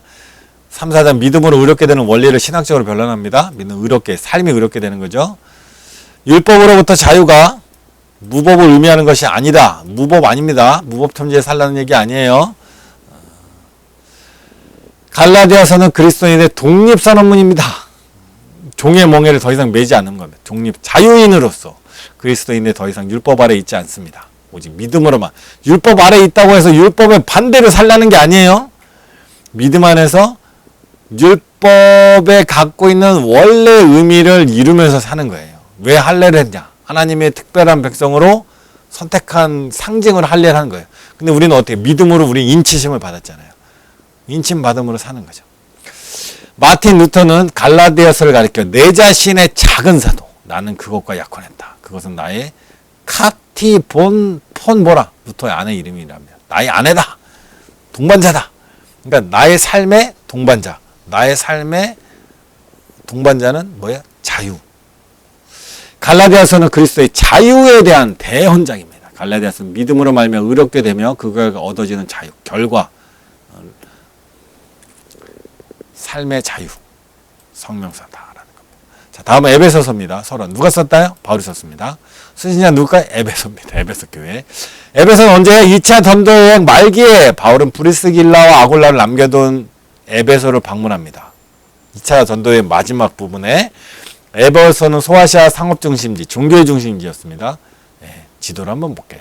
에베소 어디야? 여기 있습니다. 2차 전도여행 여기서 출발해서 쭉 가서 고린도까지 갔다가 에베소를 방문했다라는 겁니다. 돌아올 때 마지막 부분에서. 바울은 3차 전도여행 때 거의 3년 동안 에베소에 머뭅니다. 에베소 바울의 사역은 마술과 우상 매매에 큰 타격을 입어서 에베소 야외극장에서 소요가 일어나기도 했습니다. 성경에 나오죠. 사도행전에. 바울은 이 소요로 인해 에베소를 떠났습니다. 예. 예루살렘으로 가는 게 에베소의 장로들 작별 인사를 하기도 하죠. 자, 3차 전도여행 보면 다시 보면 3차 전도여행 이렇게 갑니다. 이렇게 가서 에베소에 먼저 들렸죠. 그리고 에베소에서 어디 편지 쓰죠? 고린도에 편지 쓰죠. 네, 그리고 다시 고린도까지 갔다가 돌아올 때 에베소 안 가요. 소요가 있어서 이게 나갔잖아요. 그래 밀레도에 가면서 어디서 에베소 교회의 장로들을 만나 고별 설교를 밀레도에. 소요가 워낙 큰 소요가 일어났기 때문에 에베소 다시 들어가는 게 부담스러웠던 거예요. 그래서 밀레도 가까이 왔는데 밀레도에서 이제 에베소에 연통을 보낸 거죠. 그때 에베소 교회의 장로들, 지도자들이 와서 바울을 만난 거죠. 언제 썼냐? 주 60년에서 63년경쯤 썼을 거다. 바울의 1차 투옥은 어디에 투옥이냐? 로마에 투옥된 거. 사도행전 28장에 나온 로마에 투옥됐을 때 쓴 거죠. 옥중서신. 이때 쓴 편지들이 몇 개 있어요? 에베소에 편지 썼고요. 빌립보에도 편지 썼고, 골로새 편지 썼고, 빌레몬한테도 편지 썼어요. 자, 로마 어디죠? 로마. 1차 투옥 때 여기서 그레데섬, 남파, 멜리데섬, 사라쿠라 거쳐서 여기서 2년 동안 셋집에 살면서 좀 자유를 누렸어요. 자기 집에 셋집에서 가택연금 상대였지만 사람들이 왕래할 수 있었고 자유롭게 행동할 수 있었기 때문에 거기서 또 편지들을 많이 썼습니다. 각 교회들 상황들을 보고받으면서 편지를 썼겠죠. 로마 감옥에 썼습니다. 무엇 썼냐? 부르심에 합당하게 살아라. 부르심에 합당하게 살아가는 신자의 책임에 대해서 썼습니다. 에베소에 나타난 예수 그리스도는 어떤 것이? 신앙의 모든 것입니다. 그리스도 안에서 이루어집니다. 모든 우리의 신앙 삶의 모든 것은 그리스도 안에 이루어집니다. 그리스도 안에서 우리의 삶은 그리스도 안에서 그리스도를 위해서가 아니라 어디요? 그리스도 안에서. 이렇게 연결되죠? 다른 성경하고 조금씩. 이 표현들은 다른 어떤 신약 성경마다 많이 써요. 성도들은 그리스도 예수 안에 있다. 그리스도 안에서 그리스도를 말미암아 그리스도 안에서 그리스도 안에서 엄청 많이 나오죠. 이제 읽으실 때 그리스도 안에서 우리의 모든 삶은 그리스도 안에 있어야 됩니다. 사도는 이 세상에 대한 하나님의 궁극적인 계획은 무엇인가 라는 보다 중요한 문제를 다룹니다. 하나님의 궁극적인 목적은 뭐지? 계획은 뭐지? 이 질문에 대해서 하늘에 있는 것이나 땅에 있는 것이 다 그리스도 안에 통일되게 하려 하십니다. 결국은 그리스도 안에서 통일되는 것. 궁극적인 이 우주의 목적을 에베소가 말해주고 있다는 겁니다. 핵심 구절 볼까요? 2장 8절에 10절입니다. 너희는 그 은혜에 의하여 믿음으로 말미암아 구원을 받았나니. 여기도 나오죠. 믿음으로 말미암아 구원받은 거. 그렇죠. 로마서에만 나오는 게 아니에요. 에베소에도 나옵니다. 너희에게서 난 것이 아니요 하나님의 선물이라. 행위에서 난 것이 아니요 이거 누구든지 자랑하지 못하게 함이라. 우리는 그가 만드신 바라 그리스도 예수 안에 선한 일을 이루기 위하여 지으심을 받아.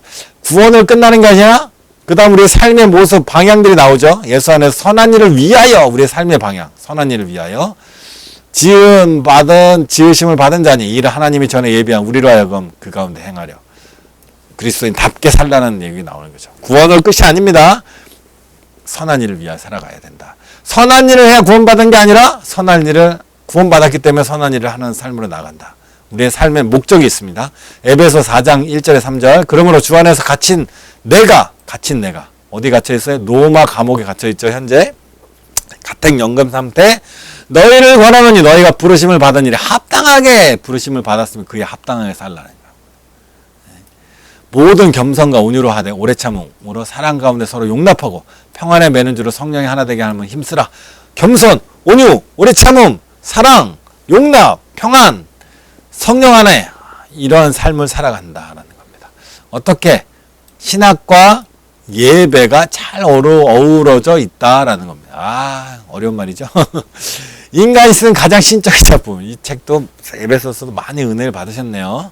아까 같은 분 같은데요. 코올리지? 에베소는 회람 서신이었다는 주장이 있습니다. 주장이 있다. 여러 사람이 돌아와. 회람은 쭉 돌려봤다라는. 에베소에 있는이라는 표현이 빠져 있다. 뭐 내용이 3번 볼까요? 에베소는 한 지역 교회의 특별한 오류를 고쳐주기 위한 편지가 아니다. 고린도 서신같이 고린도 교회의 오류를 고치려는 게 아니라 여러 교회를 통하여 이제 여러 교회 통해 뭐야? 우리는 그리스도 복음에 합당한 삶을 살아야 되고 하나님께서는 이 온 우주를 그리스도 안에서 하나로 만드시려는 원대한 계획을 갖고 계시다라는 것을 전해주고 있다는 거죠. 그리스도의 몸된 교회, 그리스도의 몸된 교회. 교회는 뭐냐? 그리스도의 몸입니다. 예수님 안에서 성숙해 가도록 격려합니다. 교회는 자라가야 되죠. 예수님처럼 예수님의 몸이 자라듯이 전체적으로 교회의 문제들을 예방하기 위해 썼다라고 보여진다라는 겁니다. 골로새서 4장 16절에서 바울이 그 편지를 라오디게아에서 온 편지와 함께 읽으라고 권면한다는 내용이 있다라는 겁니다. 회람하게 했다라는 거죠. 1장의 3절은 믿는 자에게 주시는 하나님의 선물의 초점, 하나님의 선물. 명령형 문장이 하나도 없습니다. 명령형 문장이 하나. 이렇게 해라 하는 문장이 없다는 거예요. 4, 6장은 부르심에 합당한 삶을 살아야 된다. 성도의 책임에 대한 35가지 지시사항. 그러나 명령은 아닙니다. 매우 개인적이고 논쟁적인 갈라디아서와 달리 바울은 에베소서 개인적인 언급일 자제, 개인적인 언급이 없습니다. 여러 사람들에게 쓰다 보니까 자신에 대해서는 두 가지 사실, 즉 강금, 두기공을 보내는 이유만 말할 뿐 자기의 개인적인 얘기는 없다. 바울은 에베소서에서 그리스도 안에서라는 표현을 많이 썼다. 바울은 교회란 무엇인가? 라는 질문에 대한 서신과 같습니다. 교회란 무엇입니까? 교회란 무엇인가? 교회가 어떤 것인지 알고 싶어요? 에베소서를 읽으십시오. 에베소서는 숭고한 사상과 풍부한 어휘가 가득합니다. 그러나 교회가 무엇인지 알려고 에베소서만 보면 안 됩니다. 종합적으로. 에베소서는 예수 그리스도 안에서 참으로 지극히 풍성할 수 있는 신자들임에도 불구하고 그 풍성함을 알지 못해 거지 같은 존재로 살아가는 사람들에게 보낸 편지입니다. 우리 나의 삶을 한번 돌아보세요. 나는 풍성한 은혜 안에 정말 복음에 합당한 삶을 살고 있는가? 아니면 거지 같은 믿음의 소유자로 살고 있는가? 아니, 거지 같다는 표현도 있지만 노예 같다라고 생각해도 되겠죠. 다음은 빌립보서입니다. 빌립보서 누가 썼나요? 바울이 썼습니다. 어디 썼나요? 빌립보 교회를 향하여 썼습니다. 빌립보 교회는 어떤 곳이냐? 빌립보라는 도시는 주전 356년 마케도니아의 왕 필리포스 2세가 이 도시를 점령 확장하니 빌립보라는 이름을 붙여줬다라는. 로마인들이 주전 168년 이 도시를 점령했습니다. 옥타비아누스 빌립보 로마의 식민지로 만들었습니다. 네, 로마 황제입니다. 옥타비아누스. 빌립보는 상업도시가 아니라 일종의 군사도시였습니다. 그래서 회당을 구성하기 위한 유대인들이 많이 모여 살진 않았습니다. 상업도시가 아니니까 유대인들 디아스포라 이민자들이 가면 먹고 살 게 있어야 모이죠. 그러다 보니 상업이 발달된 도시들로 유대인 디아스포라 이민자들이 살 수밖에 없죠. 그러니까 군사도시였으니까 사실 많지는 않았다는 거죠. 바울 사도가 2차 전도 여행 때 마케도니아인 환상을 보고 마케도니아 지방으로 이 첫 성이 바로 빌립보입니다. 네, 지도 한번 볼게요. 2차 전도 여행 안디옥에서 출발합니다. 쭉쭉쭉 드로아에서 환상을 보고 넘어가죠. 네아폴리, 빌립보 첫성. 여기서 누구 만나죠? 자주장수 루디아 만나죠. 네, 여기서 처음 개척된 교회가 바로 빌립보다. 아시아에서 온 유대상인 누디아와 아데아에서 온 유대상인 누디아, 자주장사, 고급 옷장사, 빌립보 감옥에 거친 간수가족, 귀신들의 점치던 헬라 여인, 이 빌립보의 초기 구성원들입니다. 재밌는 구성원들이죠. 바울은 3차 여행 때 다시 빌립보를 방문합니다. 지도 한번 볼까요? 3차 여행 때 유럽으로 가려면 빌립보를 갈 수밖에 없어요. 유럽에 들어가자마자 나오니까 빌립보 방문하죠. 3차 여행 때. 빌립보 교회는 교회 바울의 제자 에바브로디도가 훌륭하게 목회하고 있습니다. 바울이 로마 감옥에 투옥됐을 때 빌립보 교회 성도들은 에바브로디도 편에 경제적인 도움도 주었습니다. 로마 감옥에 있을 때, 감금돼 있을 때 에바브로디도를 통해서 빌립보 교회 담임 목사님이죠. 네. 빌립보 교회는 이전에도 두어 번 정도 바울을 도왔습니다. 빌립보 교회는 참 누가 중심이었을까요? 루디아는 자주장사, 아마 약간 부유한 상인, 부유한 상인들이 좀 있었으니까 그분들이 또 물질을 내서 바울을 또 많이 도왔던 것 같아요. 에바브로디도는 병들어 죽게 될 정도로 어려움을 겪고 에바브로도 중병이 걸렸어요. 다 죽을 줄 알았어요, 사실은. 근데 회복되었습니다. 놀라운 은혜죠. 회복된 후에 빌립보서를 가지고 빌립보로 돌아갔습니다. 언제 썼냐? 주 60년, 63년경 썼습니다. 사도행전 28절 수감생활 중에 옥중서신이죠. 옥중에 쓰는 편지. 친위대와 가이사의 집안에 대한 언급은 바울이 로마에 수감된 상황을 부합됩니다. 로마 감옥에서 썼을 것 같아요. 썼을 추천은 거의 맞을 것 같아요. 무엇을 썼냐? 감사. 바울은 도움이 필요할 때 도와주었던 빌립보 교회 성도들의 감사의 편지. 빌립보 교인들이 바울을 먼 거리지만 후원을 많이 했습니다. 하나됨. 오직 그리스도 안에는 진정한 하나됨을 이룰 수 있습니다. 겸손과 섬김의 본 그리스도와 함께 목적, 태도, 목표 그리고 수고에서도 하나됨을 강조한다라는 겁니다. 기쁨이 있습니다. 기쁨이라는 단어도 많이 나옵니다. 기쁨. 성경에서 가장 기쁨이 넘치는 이체. 갈라디아는 자유. 에베소서는 하나됨. 빌립보는 기쁨. 그러니까 성경마다 다 포인트들이 조금씩 다르죠. 나는 기쁘게 살 거야. 그래서 빌립보서만 보면 안 돼요. 바울이 사슬에 묶인 채 로마 감옥에 있을 때 쓴 겁니다. 예. 감옥에서도 누릴 수 있는 기쁨이 있습니다. 수많은 학자들은 네로가 그리스도를 굶주린 사자에 던지고 그들 자신의 석상을 밝힌 횃불로 삼기 시작. 엄청난 박해죠. 굶주린 사자한테 화형, 횃불로 삼았다니 사람을. 이성적인 사람이라면 어떻게 자신의 목숨에 경각에 달하는 위기의 상황, 기쁨을 주제로 한 서신을 보낼 수 있을까요? 죽음이 임박했는데, 죽을 수도 있는 상황인데. 그런데 그 환경에 바울은 기쁨에 대해 쓰고 있다는 겁니다. 기쁨. 빌립보서에는 기쁨은 고난과 함께 옵니다. 고난과 함께 오는 기쁨. 고난 속에서 누리는 기쁨. 빌립보서에 나타난 예수 그리스도. 1장, 우리 속에 사는 그리스도입니다. 2장, 낮아지신 예수님. 낮아지신 고난 속의 예수님. 바울은 자기의 이 어려운 상황을 예수님 안에서 또 다시 은혜를 받는 거죠. 낮아지신 예수님 때문에 나도 이렇게 낮아지고 예수님도 이미 낮아지셨고. 아담과 그리스도 비교합니다. 아담, 그리스도 하나님 형상으로 창조된 하나님의 본질과 형상과 본질을 갖고 있습니다. 선악을 분별해 통제하고자 했습니다. 분별하고 통제하고자 하지 않았다. 하나님처럼 선악을 분별하지만 통제하지 않았다. 선악을 분별하고 통제하려고 했다. 명성을 열망했다. 스스로 명성을 취하지 않았다. 하나님의 종으로 헌신하고 종으로 섬기기 거절하고. 아담은 하나님처럼 되려고 했고 그리스도는 사람의 모습으로 오셨다. 일부러. 아담은 스스로 높이고 예수님은 낮추고. 아담은 불순종, 예수님은 순종. 하나님의 저주를 받고 명예상실. 자기가 원했던 걸 다 잃어버린 거죠. 결국. 근데 오히려 예수님은 높이시고 주라 부르는 자리에 앉히시죠. 3장 우리의 낮은 몸을 자기의 영광의 몸과 형제와 같이 변하게 하실 예수님. 우리에게 능력 주시는 예수님. 핵심 구절 빌립보서 1장 21절 볼까요? 이는 내게 사는 것이 그리스도니 죽는 것도 유익함이라. 그리스도와 함께 죽는 것도 유익함. 죽음을 담대히 받아들이는 바울의 모습을 볼 수 있습니다. 나는 비천에 처할 줄도 하고 풍부에 처할 줄도 하고 모든 배고픔, 배부름, 풍부, 궁핍, 처할 일체의 비결, 인생의 모든 비결을 배웠다. 사도 바울은 죽을 수도 있는 상황, 죽을 수도 있는 상황이 되었는데 이때 내 인생 왜 이렇게 억울하다 뭐 이런 생각하지 않고 받아들이겠다라는 거죠.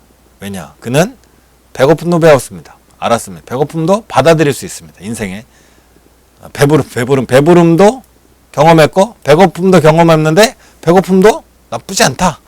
풍부를 경험했는데 궁핍도 나쁘지 않다 이겁니다. 우리는 인생의 목표가 뭐예요? 배부르게 사는 것, 풍부하게 사는 것이 대부분 사람들의 목표잖아요. 근데 사도 바울은 굳이 배부르지 않아도 돼, 굳이 풍부하지 않아도 돼 했더니 어때요? 이 세상에 살아갈 목적이 없어요. 사람들이 추구하는 목적이 없는 거죠. 우리는 더 넓은 집, 더 좋은 차, 더 많은 돈, 이걸 세상들이 많이 추구하잖아요. 근데 집 작아도 돼. 뭐 돈 별로 없어도 돼. 차 없어도 돼. 후져도 돼. 후져 안 좋아도 돼. 그러고 났더니 그게 바로 일체의 비결입니다. 그러고 났더니 뭐예요? 이 세상에 소망이 없는 거예요. 삶의 소망. 욕심이 없는 거죠. 그렇지만 그는 열심히 살았죠. 무엇 때문에? 하나님의 나라를 소망을 두고 그리스도를 소망을 두고 그의 삶이 달라지는 겁니다. 이렇게 달라져 있던 겁니다. 바울 서신지에 가장 일관되게 긍정적인 분위기를 유지합니다. 변하지 않죠. 고린도전서 보시면 막 죽었다 살았다 합니다. 빌립보서는 어떤 위기 때문에 기록된 서신이 아닙니다. 자기는 위기지만 빌립보 교회는 위기가 아니에요. 빌립보 교회는 감사한 거예요. 자기는 괴롭지만 빌립보 교회를 향한 자기의 마음이 기쁜 거예요. 왜? 난 이렇게 괴롭고 죽을 수도 있지만 빌립보 교회를 보면 정말 아름다운 교회가 만들어졌구나 이거 보는 거죠. 그게 바로 바울의 소망이죠. 네 많은 재산 놓고 어떻게 가 이게 아니라 아름다운 교회, 아름다운 열매, 아름다운 명예. 내 저 교회 두고 어떻게 가 이런 마음이 아니야. 교회는 하나님의 것이니까. 하나님이 다스리시니까. 빌립보 교회 성도들을 신랄하게 비판하지 않고 지적할 만한 중요한 문제점도 언급하지 않았다. 또 의자가 내려갔네요. 2주째. 오늘은 더 잘 올렸습니다. 지난주에 비해서. 자, 왜 썼을까요? 바울은 빌립보 교회 성도들에게 보내준 선물에 대해 감사를 표하고 그들이 예수님으로부터 나오는 참된 기쁨, 세상이 주는 기쁨이 아니라 부유함, 풍부함, 배부름이 주는 기쁨이 아니라 참된 기쁨, 뭐라 더 강건해지길 원하는 빌립보서 기록입니다. 빌립보 예수 그리스도의 낮아지심에 대해 그 낮아지심, 겸손이 주는 기쁨, 연약함이 주는 기쁨.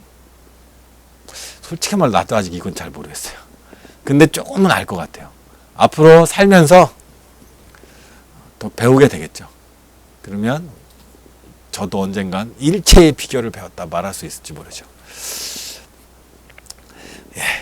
예수 그리스도의 선제성, 위대한 신성 포기, 높아지심의 심오한 통찰력. 심오한 통찰력은 머리로 하는 게 아닙니다. 삶으로 진실로 고백되는 거죠. 그리스도의 자기 비움은 신성을 포기하셨다는 뜻이 아니라 신성을 포기해 성육신 이전의 영광을 감추시고 자발적으로 자신의 신적 속성을 제한하였다는 뜻입니다. 다음은 골로새서입니다. 골로새서 누가 썼나요? 바울이 썼습니다. 어디다 썼나요? 골로새 교회에 썼습니다. 에베소 동쪽 약 160km 상업 중심지 광택이 나는 흑모로 유명했습니다. 흑모 광택이 나는 흑모로 유명해서 상업 중심지가 된 것 같아요.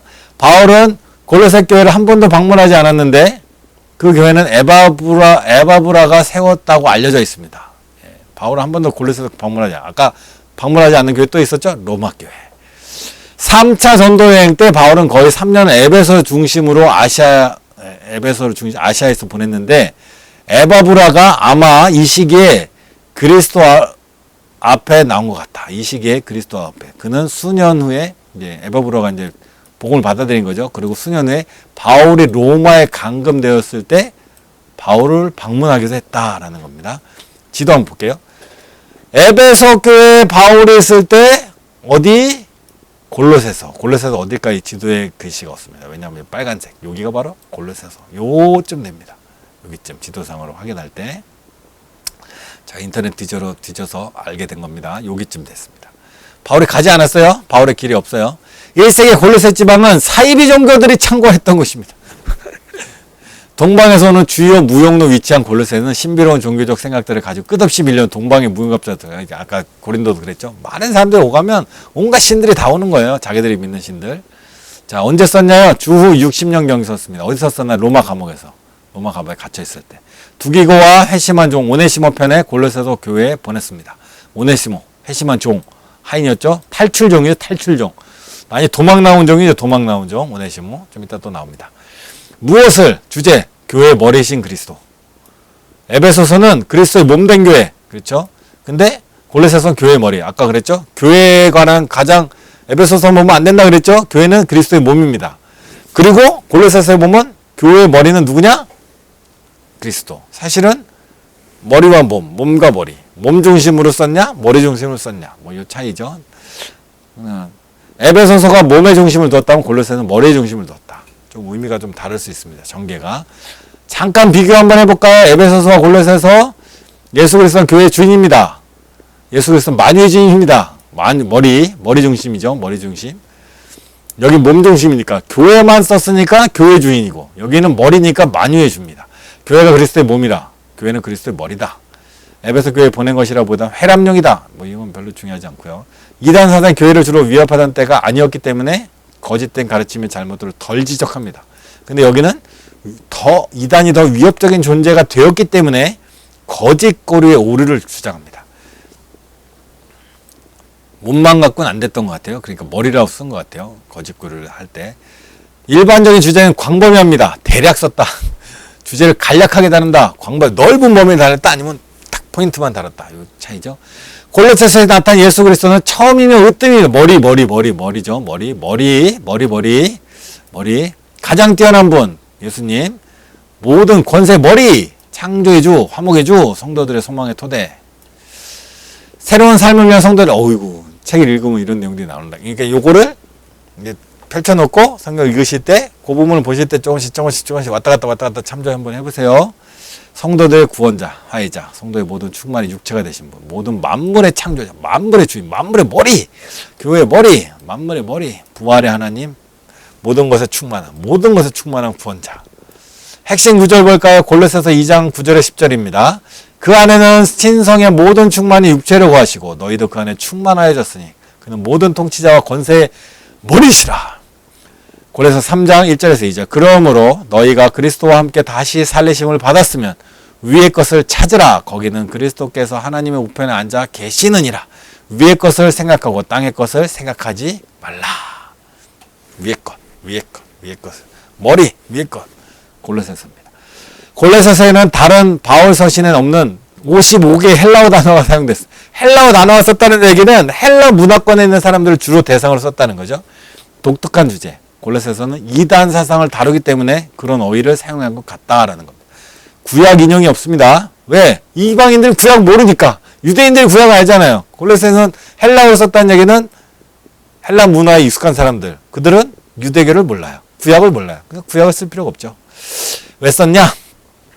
골로새서는 창조주시며 몸의 머리이신 그리스도께서 성도의 모든 영적, 실제적 필요를 채우기에 완전하신 분이시라는 사실을 알려주기 위해 기록했다. 높은 수준의 기록, 높은 수준, 만물을 다스리고 영적으로 또 신성 이런 거 다 하고 있다.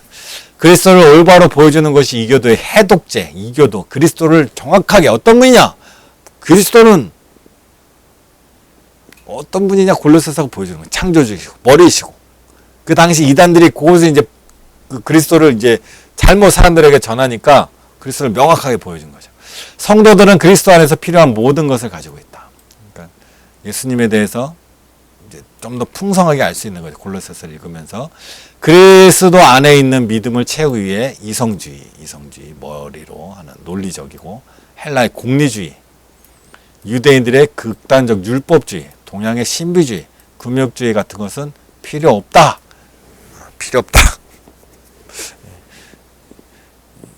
그리스도를 믿음을 채울 때 다른 것으로 그리스도를 설명하고 하는 게 아니라 그리스도는 그리스도 자체로 이해할 수 있다는 겁니다. 사이비 종교들은 예수 그리스도를 전적으로 부인하지는 않습니다. 그렇죠. 사이비 종교는 부인하지 않아요. 다만 그들이 치밀하게 변질시킨 복음에 맞춰서 있을 뿐이에요. 그러니까 특정한 어떤 것들 가지고 자기들 나름대로 짜맞추는, 통합적으로 보지 않고 짜맞춰서 일부를 갖고 조작하는 거죠. 그들은 기독교의 예배는 초신자에게는 좋지만 하나님과의 깊은 관계를 위해서는 그 이상의 단계가 필요하다. 예배만 가지고 안 된다. 기존 교회에서는 안 된다. 더 특별한 관계, 특별한 만남, 더 깊은 만남, 특별한 은혜. 그러나 하나님은 모든 교회가 하나입니다. 보편적 교회입니다. 하나님 특별한 교회를 따로 만들지 않으세요. 보편적 교회, 모든 교회는 하나입니다. 왜? 만물의 머리가 누구? 예수 그리스도니까. 모든 교회의 머리는 예수 그리스도. 모든 교회는 또 그리스도의 몸. 그러니까 각 지체가 있는 겁니다. 그러니 모든 교회 위에 예수 그리스도가 있는 거니까 교회를 떠나서 특별히 예수님을 만나는 게 아닙니다. 교회 안에서 예수님을 만나는 겁니다. 그리스도는 높임을 받으신 창조주시며 구속자로서 모든 신앙과 행동의 중심입니다. 그리스도의 인격의 탁월성, 그리스도의 제공하는 구원의 완전성을 강조합니다. 어렵죠? 높은 수준의 그리스도론, 필요한 골로새 교회를 위협하는 이단 때문입니다. 이제 아까 비교했던 여러 가지 말씀들 있잖아요. 성경 읽으면서 조금씩 비교해 보세요. 이것이 명확하게 생기면 저보다 나은 겁니다. 이게 머릿속에 명확해지면. 우리는 학자적으로 연구하는 건 아니니까. 그러나 이런 것을 알고 보면 좀 더 의미가 풍성해진다는 걸 생각해 보시면 될 것 같아요. 다음은 데살로니가 전서. 누가 썼어요? 바울이 썼어요. 어디다 썼어요? 데살로니가 교회에 썼어요. 데살로니가는 유명한 항구 도시였답니다. 당시에 마게도냐 지방의 수도였습니다. 요 내용을 쭉 읽어보시면 될 것 같고요. 이 도시의 전략적 위치로 인해 상업이 발달했습니다. 인구 20만 명이 넘었대요. 당시에 2차 전도여행 때 교회가 세워졌습니다. 누구에 의해서? 바울의 2차 전도여행 때 데살로니가에는 이미 유대인들도 상당수 살고 있었습니다. 바울은 주로 유대인들에게 전도를 했다 그랬죠. 이 땅을 중심으로. 바울의 전도가 성공하자 유대인들이 시기하는 사람들이 생겼고 괴악한 사람들은 교회를 핍박했습니다. 자, 어디죠? 지금 우리 어디죠? 어디? 데살로니가. 데살로니가 어디 있을까요? 데살로니가 여기 있네요. 데살로니가 여기 있네요. 여기. 자, 유럽으로 처음 와서 빌립보였죠? 빌립보에서 어디로 갔어요? 앞비볼리, 데살로니가. 근데 데살로니가에서 새 안식일을 가르쳤다 그럽니다. 새 안식일 3주. 데살로니가 3주밖에 못 있었어요. 데살로니가 교회는 폭동 속에서 태어났습니다. 3주 만에 분노한 폭도들이 바울의 일을 회방합니다. 성읍밖에 쫓겨났습니다. 천하를 어지럽힌다는 이유로 쫓겨났습니다. 바울과 신라는 베레아로 피신합니다. 베레아 사진 볼까요? 베레아 여기. 데살로니가에서 베레아로 피신하죠. 3주 만에. 데살로니가 유대인들은 베레아까지 따라 폭동을 일으키는 바람에 아덴으로 또 피신합니다. 베레아에서 어디를 피신해요? 아덴까지 멀리 가버리죠. 이제 좀만 가까이 가면 또 누가 올까봐. 그리고 또 아덴도 중요한 도시니까 멀리 가버립니다. 아예 멀리 할 수 없이. 실라와 디모데도 아덴으로 내려와 바울을 만난 후에 바울은 디모데를 데리고 데살로니가 보내고 나중에 다시 고린도에서 제외합니다. 고린도에서 다시 만나죠. 고린도 지도 한번 다시 볼까요? 고린도 또 여기죠. 고린도에서 다시 만났습니다. 고린도가 거의 끝 지점이죠. 선교 여행의 끝. 고린도. 돌아오죠. 고린도 지나면 거의. 바울은 고린도에 18개월을 머무릅니다. 디모데가 전해 좋은 소식에 대한 답장 고린도에서 이 편지를 썼습니다. 주 약 51년경에 쓴 것 같고요. 고린도에서 썼습니다. 그렇죠? 고린도에서 데살로니가에 대. 데살로니가 교회 성도들의 구원과 성화. 바울은 핍박 가운데도 데살로니가 교회 성도들이 보내준 믿음과 사랑에 대해 감사합니다. 그렇죠. 핍박. 그거 난리쳐서 3주 만에. 근데도 그들이 믿음과 사랑을 교회를 이뤄놨다. 핍박으로 인해 데살로니가를 떠나게 된 바울은 성도들의 영적 성장에 대해 관심을 내려놓을 수가 없었습니다. 또 한편으로는 얼마 되지 않았는데 그들의 모습들이 또 놀라웠겠죠. 사도 바울 입장에서는. 얼마 안 돼. 3주 만에 그 난리를 치고 왔으니까 금방 교회가 사라졌어도 뭐 정상이라 생각했는데 교회들이 유지가 되고 있는 거예요. 그리고 그들의 믿음, 그 영적으로 성장하고 있는 모습이 바울의 멀리 있지만 관심을 쏟을 수밖에 없는 거죠. 디모데가 전해준 좋은 소식, 칭찬과 권면, 위로가 가득한 이 편지를 썼습니다. 디모데가 보고. 바울은 유대인들의 비방에 대해 자신의 입장을 변화합니다. 자신의 종합적 협작권이나 보수나 바라는 사람은 몰라내고 자기들의 주장을 논박하면서 바울 사도는 데살로니가 교인들에게 거기 거할 때 자신의 보여준 행동과 동기를 상기시켜줍니다. 데살로니가인들이 도덕적인 문란과 나태함이라는 시험에 대항하려면 격려와 용기가 필요합니다. 도덕적 문란, 상업이 발달하면 도덕적 문란해요. 나타야 합니다. 바울은 그리스도 안에서 죽은 자들과 주님의 재림에 대해 성도들의 무지함을 이끌어줍니다. 주님의 재림에 대해서 얘기하고 있어요. 죽은 자들과 성도들에 대한 많은 오해. 당시에는 사실 교리라는 게 황님 우리 지금 교리 이야기 배우고 있죠. 잘 배우고 있나요? 잘 배우십시오. 이게 교리가 제대로 안 잡히면 무지한 짓을 하게 됩니다. 당시에는 지금처럼 이제 교리 이야기를 해주는 사람이 없죠. 책도 없고 그러니까. 교회도 초기고 그러니까 바울처럼 정확하게 말해줄 사람이 별로 없는 거예요. 그러니까 항상 미혹당할 수밖에 없는 처지인데 그래서 정확하게 알 수 있도록 바울이 편지를 쓴 거죠. 데살로니가 전서에 나타난 예수 그리스도는 구원의 소망이 있으신 예수 그리스도. 현재뿐만 아니라 장차 재림에 대해서 쓰고 있습니다. 데살로니가는 구원의 소망, 구원에 대한 소망, 장차 오실 분, 미래에 대한 소망에 대해서 많이 쓰고 있죠. 편지마다 다 특색이 있는 겁니다. 핵심 구절 볼까요? 3장 12절 13절 또 주께서 우리가 너희를 사랑과 같이 너희도 피차간에 서로 사람에 대한 사랑이 더욱 넘치게 하사. 더욱 넘친다는 건 지금도 잘하고 있다는 얘기예요. 너희 마음을 굳건하게 하시고 우리 주 예수께서 그의 모든 성도와 함께 강림하실 때 하나님이 우리 아버지 앞에 거룩함이 흠이 없게 하시기를 원하니라. 더 성숙해 가라 라는 격려죠. 4장 16절에 18절 주께서 호령과 천사장의 나팔소리 하나님의 나팔소리 친히 하늘로부터 강림하실 때 올라가신 모습 그대로 다시 내려오십니다. 주님은 그리스도 안에서 죽은 자들이 먼저 일어납니다. 우리 살아남은 자도 결코 그들과 함께 구름 속에 끌어올려 공중에서 주를 영접하게 하시리니 죽은 자들이 먼저 일어난다는 것은 핍박이나 고난 속에서 먼저 이 세상을 떠난 사람이 죽음이 안타까운 게 아니죠. 먼저 일어나니까. 그들은 부활을 먼저 영접하니까. 공중에서 주를 영접하게 하시니 이 요구철이 매우 이제 난해할 수 있습니다. 왜냐하면 여기만 딱 나오니까.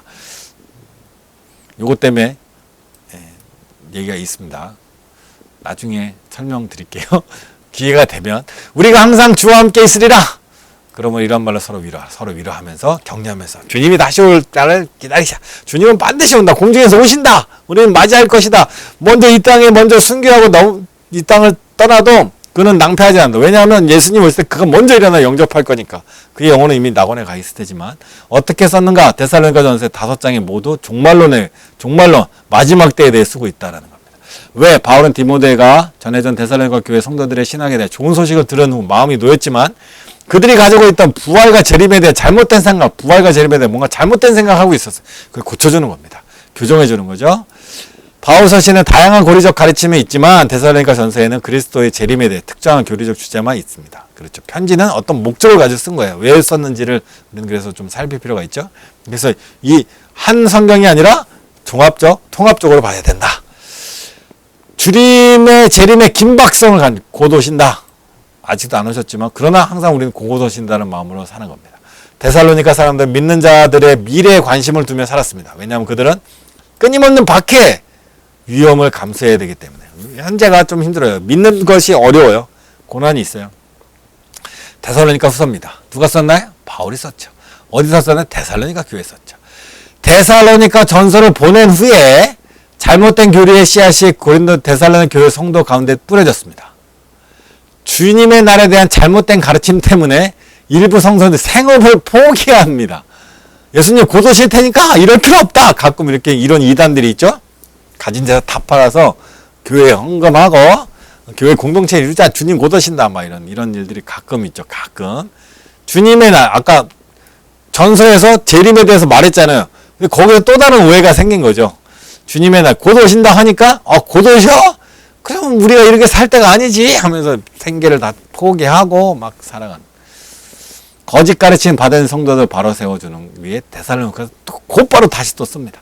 51년경 씁니다. 몇 개월 후에 전설을 기록하고 몇 개월 뒤에. 몇 개월이라는 건 정말 빠른 시간이죠. 왜? 편지가 왔다 갔다 하는데 며칠, 최소한 엄청난 시간 걸려요. 걸어갔다가 걸어오고 하는데 엄청 걸리니까. 기록 장소는 아직도 고린도에 머물고 있을 때 전설 쓰고 또 좀 이따 후설 쓰고. 주제는 기다리는 동안 일하라. 오늘을 살라는 거예요. 기다리는 동안 일상생활을 하에 가라는 거죠. 아직 주의 날은 오지 않았습니다. 괜히 주의 날이 미리 올 줄 알고, 미리 올 줄 알고, 일도 그만두고 하는 거죠. 곧 오시니까. 이러면 안 되죠. 마치, 내가 오늘 주식을 샀는데 이게 다음 달에 2배로 뻥튀기 될 줄 알고 돈을 다 써버린 거죠. 난리 나는 거죠. 이러면 안 되죠. 여러분. 그죠? 큰일 납니다. 주의 날이 올 때 먼저 일어나야 하는 사건들이 있습니다. 그러니까 먼저 일어나야 하는 사건들, 이것 때 또 와야 안 돼. 그런 일이 또 일어났다고 또 막 때려 맞춰가지고 하면 또 안 되지만, 이제 미리 예측하지 말라는 거죠. 일어나지도 않은 일을 미리 예측하면 안 돼요. 큰일 납니다. 그러므로 나태한 마음으로 체념하는 것이 아니라 봄 위에 힘쓰며 사는 거죠. 언제 오실지 모르지만, 내일 당장 오실지, 내년에 오실지, 100년 뒤에 오실지 우리는 알 수 없지만, 오늘 우리가 할 일은 언제 오실지 예측하는 삶이 아니에요. 예측이 아니에요. 사람은 예측 못해요. 미래 어떻게 예측해요? 내일 무슨 일이 일어날지 우리가 무슨 예측을 합니까? 우리는 예언대로 사는 겁니다. 예언은 뭐예요? 예수님이 오신다는 거예요. 예측은 뭐예요? 언제 오신다는 거예요. 언제 빼고 예수님 오신다는 것을 믿고 사는 게 우리의 삶이에요. 그죠? 하나님 우리를 하나님의 나라를 우리 안에 이루시고 우리가 하나님 나라에 들어가 살잖아요. 그걸 언제를 알려고 하면 안 돼요. 언제는 이제 하나님 소관이 우리 알 필요 없어요. 그걸 자꾸 예측하려고 하면 안 됩니다. 주의 재림의 때까지 우리는 이 땅에서 하나님의 사역을 부지런히 하면 됩니다. 부지런히. 맡겨진 일을 부지런히 하십시오.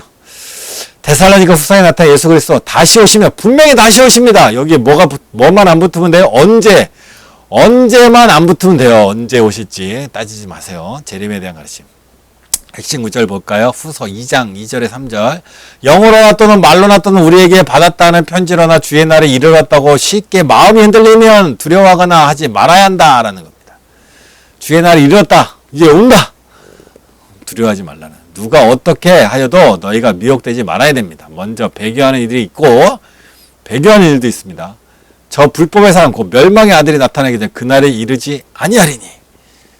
징조가 있다는 거예요. 징조.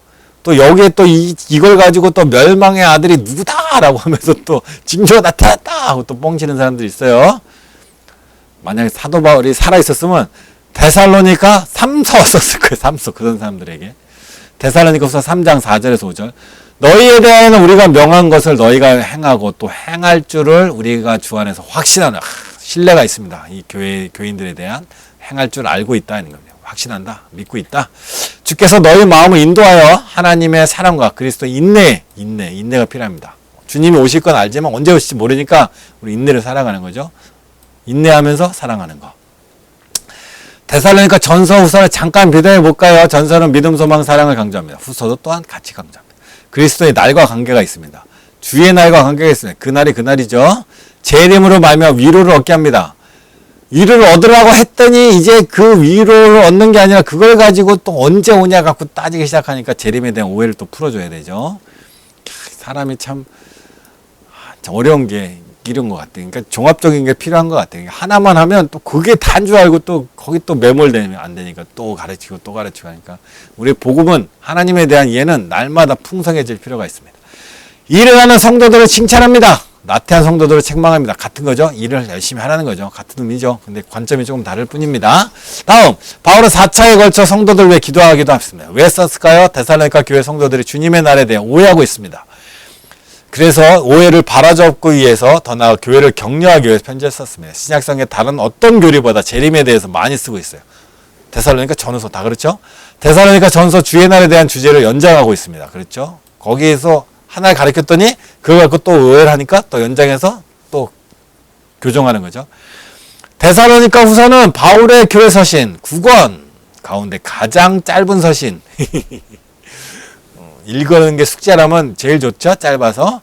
종말에 대한 매우 중요한 주제를 다루고 있어요. 종말에 대해서 매우 중요한 주제. 특별히 종말 전에 일어나는 현상에 대해서 말하고 있습니다. 그러나 이 현상도 추측하면 안 돼요. 짜맞추면 안 돼요. 나중에 이제 요한계시록 할 때 좀 다루겠지만 이런 현상들에 대해서 짜맞추다가 패가망신한 사람 많습니다. 감람산 설교 마태복음 24장 25절이 나오죠. 요한계시록 데살로니가 후서를 신약성의 3대 예언서. 그렇죠. 감람산에서 예수님이 설교하실 때 어떤 때 멸망의 날을 얘기하시잖아요. 요한계시록도 그런 부분들이 있죠. 데살로니가 후서는 3대 예언서입니다. 예언서. 예측서 아니면 예측 아니고 예언서. 예언서는 때는 정확하게 측정하지 않지만 일어난 일에 대해서 말해주고 있다라는 겁니다. 네, 오늘 사실은 목회서신까지 하고 싶었지만 많이 길어졌죠. 다음 시간은 이제 마지막 시간입니다. 마지막 시간은 목회서신에서 일반서신, 그리고 이제 또 되게 중요한 요한계시록에 대해서 많이 또 오해하시는 분들이 계시는데 제가 다시 나름대로 또 잘 정리해서 오해하는 부분들, 또 요한계시록을 또 읽는 법들에 대해서 하면서 마치려고 합니다. 자, 여기까지 열심히 잘 달려오셨죠? 네. 한 번 남았어요. 오늘 끝나면 이제 다음 주까지 한 번 남았는데, 그때까지 한번 잘 들어주시고, 목적은 뭐예요? 이 강의를 배우는 목적은 성경을 더 잘 읽으려고, 성경을 안 읽으려고 배우는 게 아니라 성경을 더 잘 읽으려고 하는 거니까 하나님 말씀을 더 가까이 하시고, 그래서 더 풍성하신 은혜를 경험할 수 있기를 축원합니다. 감사합니다.